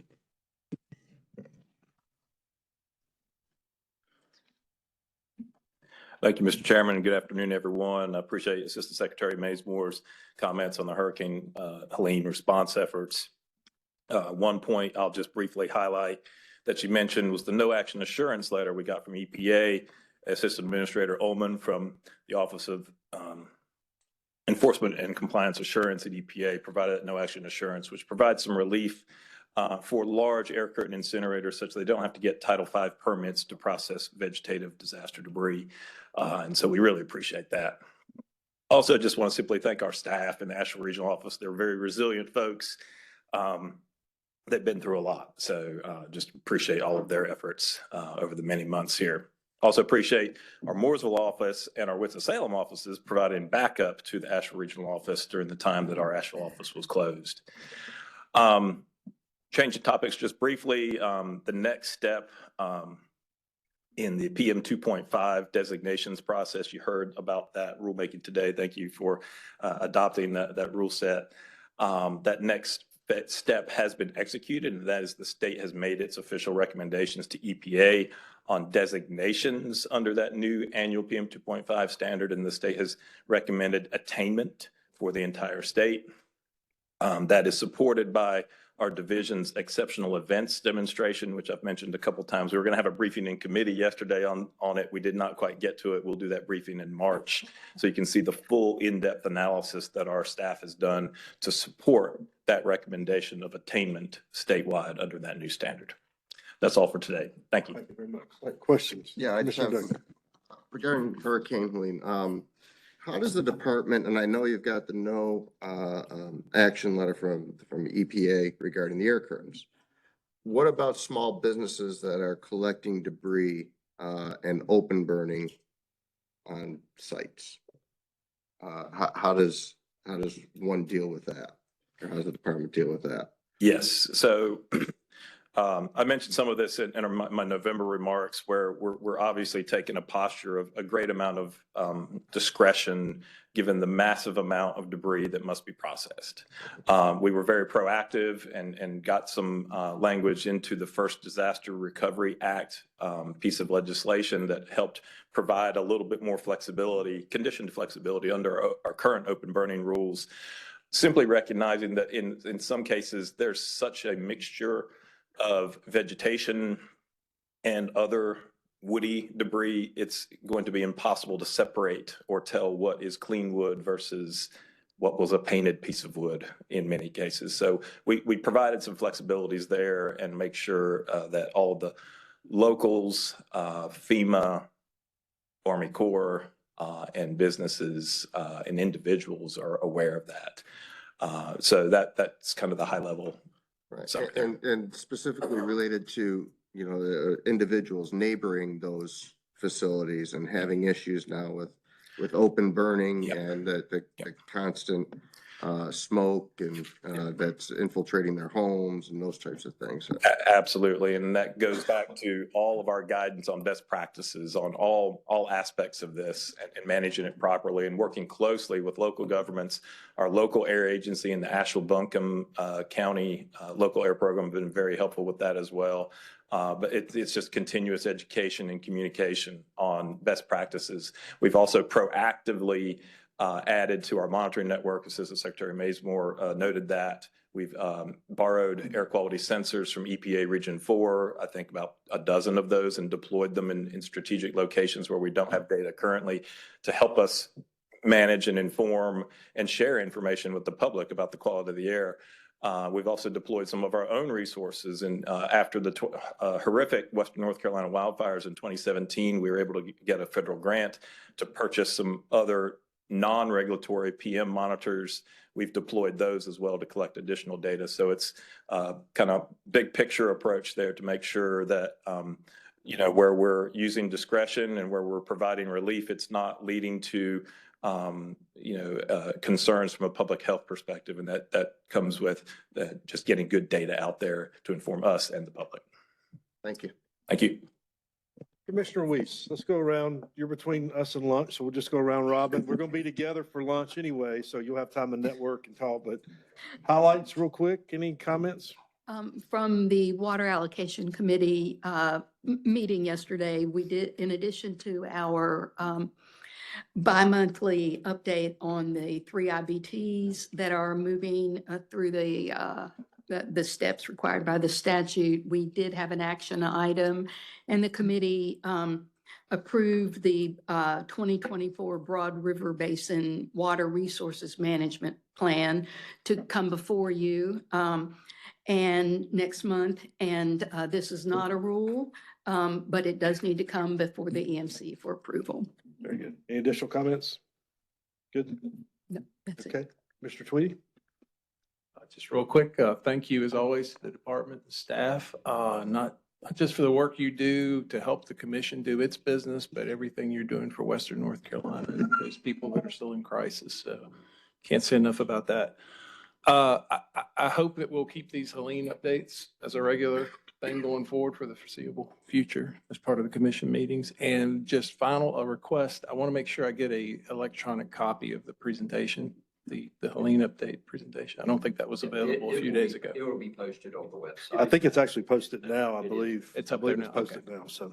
Thank you. Okay. Commissioner Smith? Yes, thank you also to the staff, and it's clear from the efforts they've made to date in response to Helene that there has been a tremendous attempt to reach out to people who are in need as opposed to just waiting passively for them to come to the department, as well as anticipate needs and create processes that will make this as expedited as it can possibly be. So appreciate all of those efforts.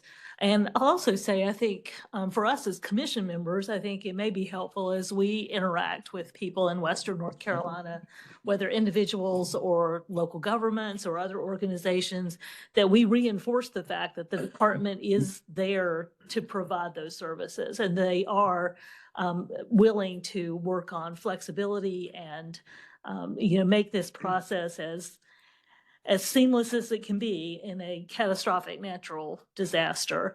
Tens of thousands of people have already received help from state and federal agencies. That help is going to need to continue for a long time.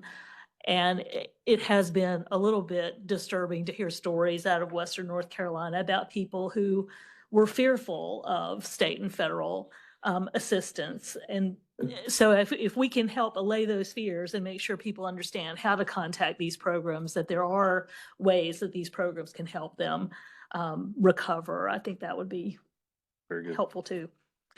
Good. Commissioner Reardon. Thank you from Groundwater and Waste Management Committee. Yesterday, we had a limited agenda and we did move forward for the readoption of some of the rules as it were relate to the O2T section. I think that was unanimous to move those forward, but again, echo the work of all of DEQ that they're doing in Helena.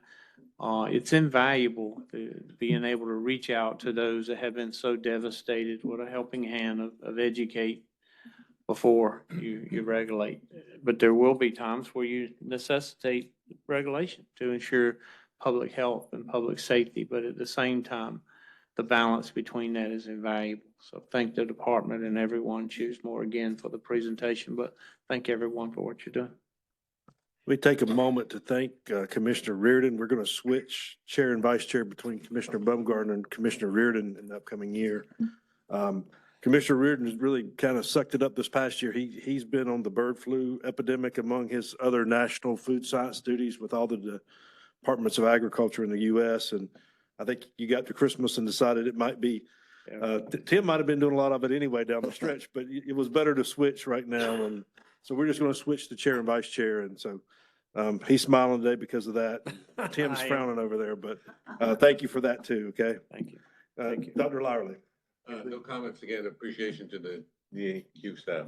Okay. Commissioner King. Real quick on the committee report from yesterday, then I'll follow up with a comment. The committee reports, the action items were brought before you today and it was approved. Thank you so much, committee, for working through that and staff, and for the commission today to approve those action items that we brought before you today. We got into the discussion again with building a framework for PFAS minimization, as we discussed in November, to bring and build a framework for that, for PFAS minimization, looking as the department is looking for the committee to put together some ideas. We certainly had a lot of questions, spent about an hour and 15 minutes yesterday just on that yesterday. So I felt it was robust. I think there are a lot of questions, and so far we think that the public will be responding, the stakeholders will be responding in the next week or two. And with that urgency, as it was brought before by you, Mr. Chair, yesterday, to put this on a fast track and get this out something in possibly March, then we called a meeting for February. So we'll be having a full committee meeting in February. So I'm working with Director Rogers and the staff to, get that material together and get their ideas and hopefully get another report to you in March. But we are scheduling a meeting latter part of February. And then the timetable to get to the March meeting and make those proper announcements and get those out early enough where everyone can see those. On the commenting piece, I would like to share, Commissioner Yarborough, Bill Yarborough sits on the Water Quality Committee, and we talked at length on Tuesday. He expressed much gratitude that the department, Sushma, Richard, the staff, everyone who's going out west and doing what they can. He can't be here today, as we know, and so he asked me to suggest say thank you from him, and he wants to know that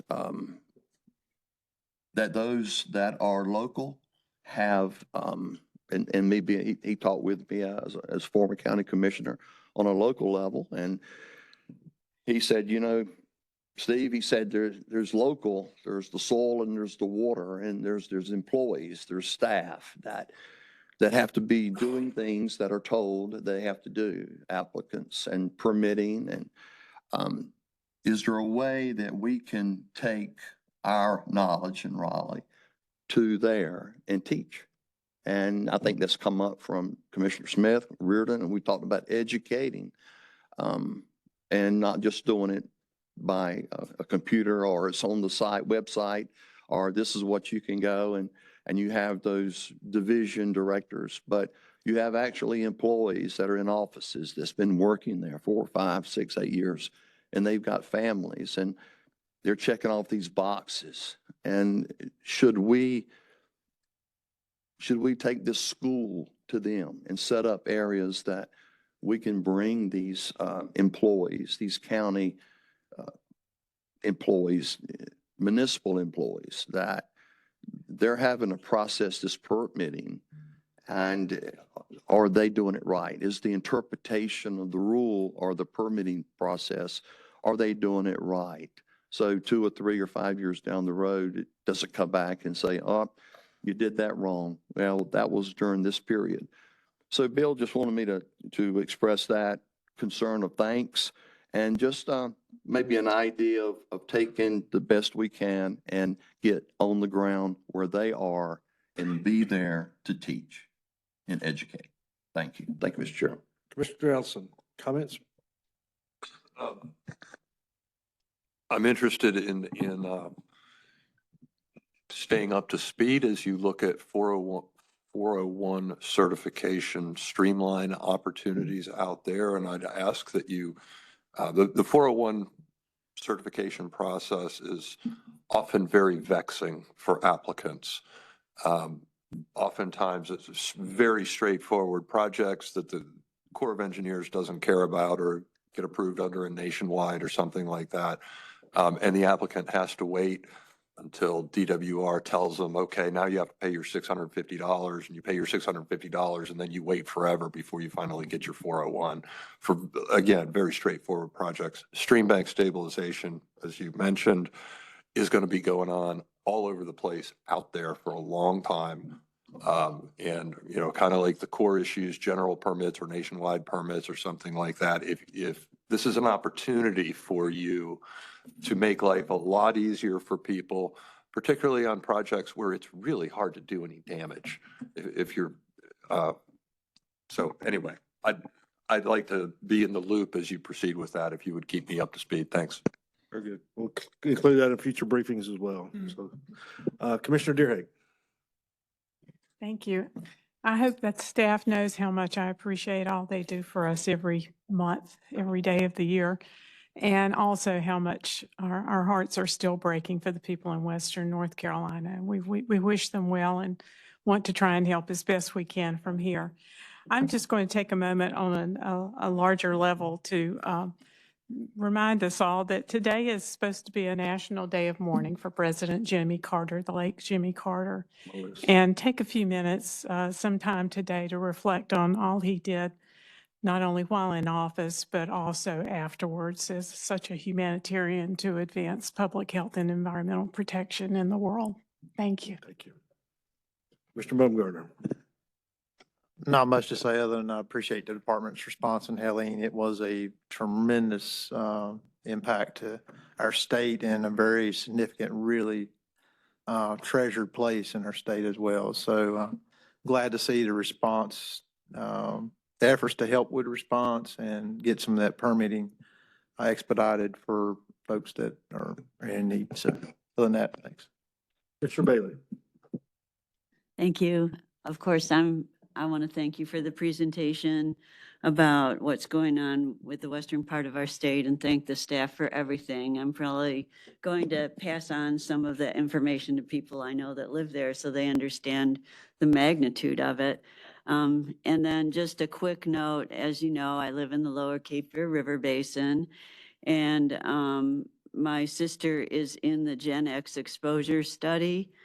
She's one of, 591 participants, 347 from the lower Cape Fear River Basin, 126 from the private well community around the Fayetteville Works, and 118 people from the town of Pittsboro. So these people were sampled in 2020 and 2021, and then August 23 and November 23. So she got a letter back, and she knows I'm bringing this up today. I just wanted to let you know that she's perfectly healthy. She's 10 years older than me, perfectly healthy. And it said on a community level, the blood levels of all PFAS were lower in 2023 than they were in 2020 and 2023. So I thought that was good news that I would share with you. And I wanted to point out that municipal water suppliers have worked to remove PFAS from drinking water at the Sweeney Water Treatment Plant of the Cape Fear Public Utility Authority, and we've had Ken Waldrop here. Also, New Hanover County H2Go, which serves the town, some of Brunswick County, and the town of Pittsboro installed treatment technologies to remove PFAS from the drinking water sources. And the Brunswick County Utilities nitration technology is set to be completed by early 2025. So I think that shows a lot of progress in the lower Cape Fear River Basin. And that's all I wanted to say. Thank you, everyone. Thank you for sharing that, and thank your sister too for sharing that data. That's good. Mr. Vice Chairman. I really don't have any comments other than to echo my fellow commissioners and their thanks to the department and staff for all the work. I know that was a lot of late nights, holidays, and a lot of time away from the individual families and your own families, and I thank you for that. As always, anything I can do, and I don't know what I could do, but anything I can do to help, please let me know. As far as those November minutes, everybody knows I wasn't here in November, so just double check when you see those minutes come across for your own comments to make sure that they're correct. I will note that although you hear about the Autobahn being a no speed limit, there is areas on the Autobahn I can attest that do have a speed limit. Oh, okay. I received a nice little postcard from Germany for a ticket that I had to take care of, and hopefully at some point in time I can go back to Germany. But the Autobahn was fun. I will say that, and I did break some speed limits, but it was fantastic. But again, thank all my fellow commissioners for the dialogue on a lot of these important issues.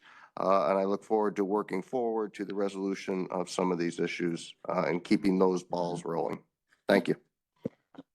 Counselor. I would certainly not try to top comments from the Autobahn. Autobahn, so I have nothing. Very good. Three things real quick. I did tell Commissioner Deerhagen, I do agree. We do have a National Day of Mourning today at the federal level, and we were meeting on the same day. So President Carter is laying in state and all that, and we need to, I think regardless of party or politics, it is America, and everybody really needs to honor those top leaders when they pass. So I lost that off my notes when I lost my notes this morning, but we had a lot of excitement this morning too. Which brings me to number two. I do appreciate everybody, EMC members and staff. It's always this way after an election, holidays, and then transition period when we get to January. So it's kind of a topsy-turvy time. We've all had Hurricane Helene on our mind too during this period. So I think we've come through this period relatively well, and we've kept the ball moving. So thank everybody for that very much so. And then the third thing, I want to thank Lois. Lois has been on the phone with me a lot lately. She called me last night. She called me this morning at 7:30, didn't you, Lois? And I think sometimes it's easy to forget the hard work she does, helping us all out and making sure, the train's kind of running here at the meeting. But I want to thank her for that. And anything you do with the heat, Lois, for the next meeting, it'd be much appreciated. So with that, we're adjourned. I thank everybody for coming, and lunch is in the room beside us. Thank you.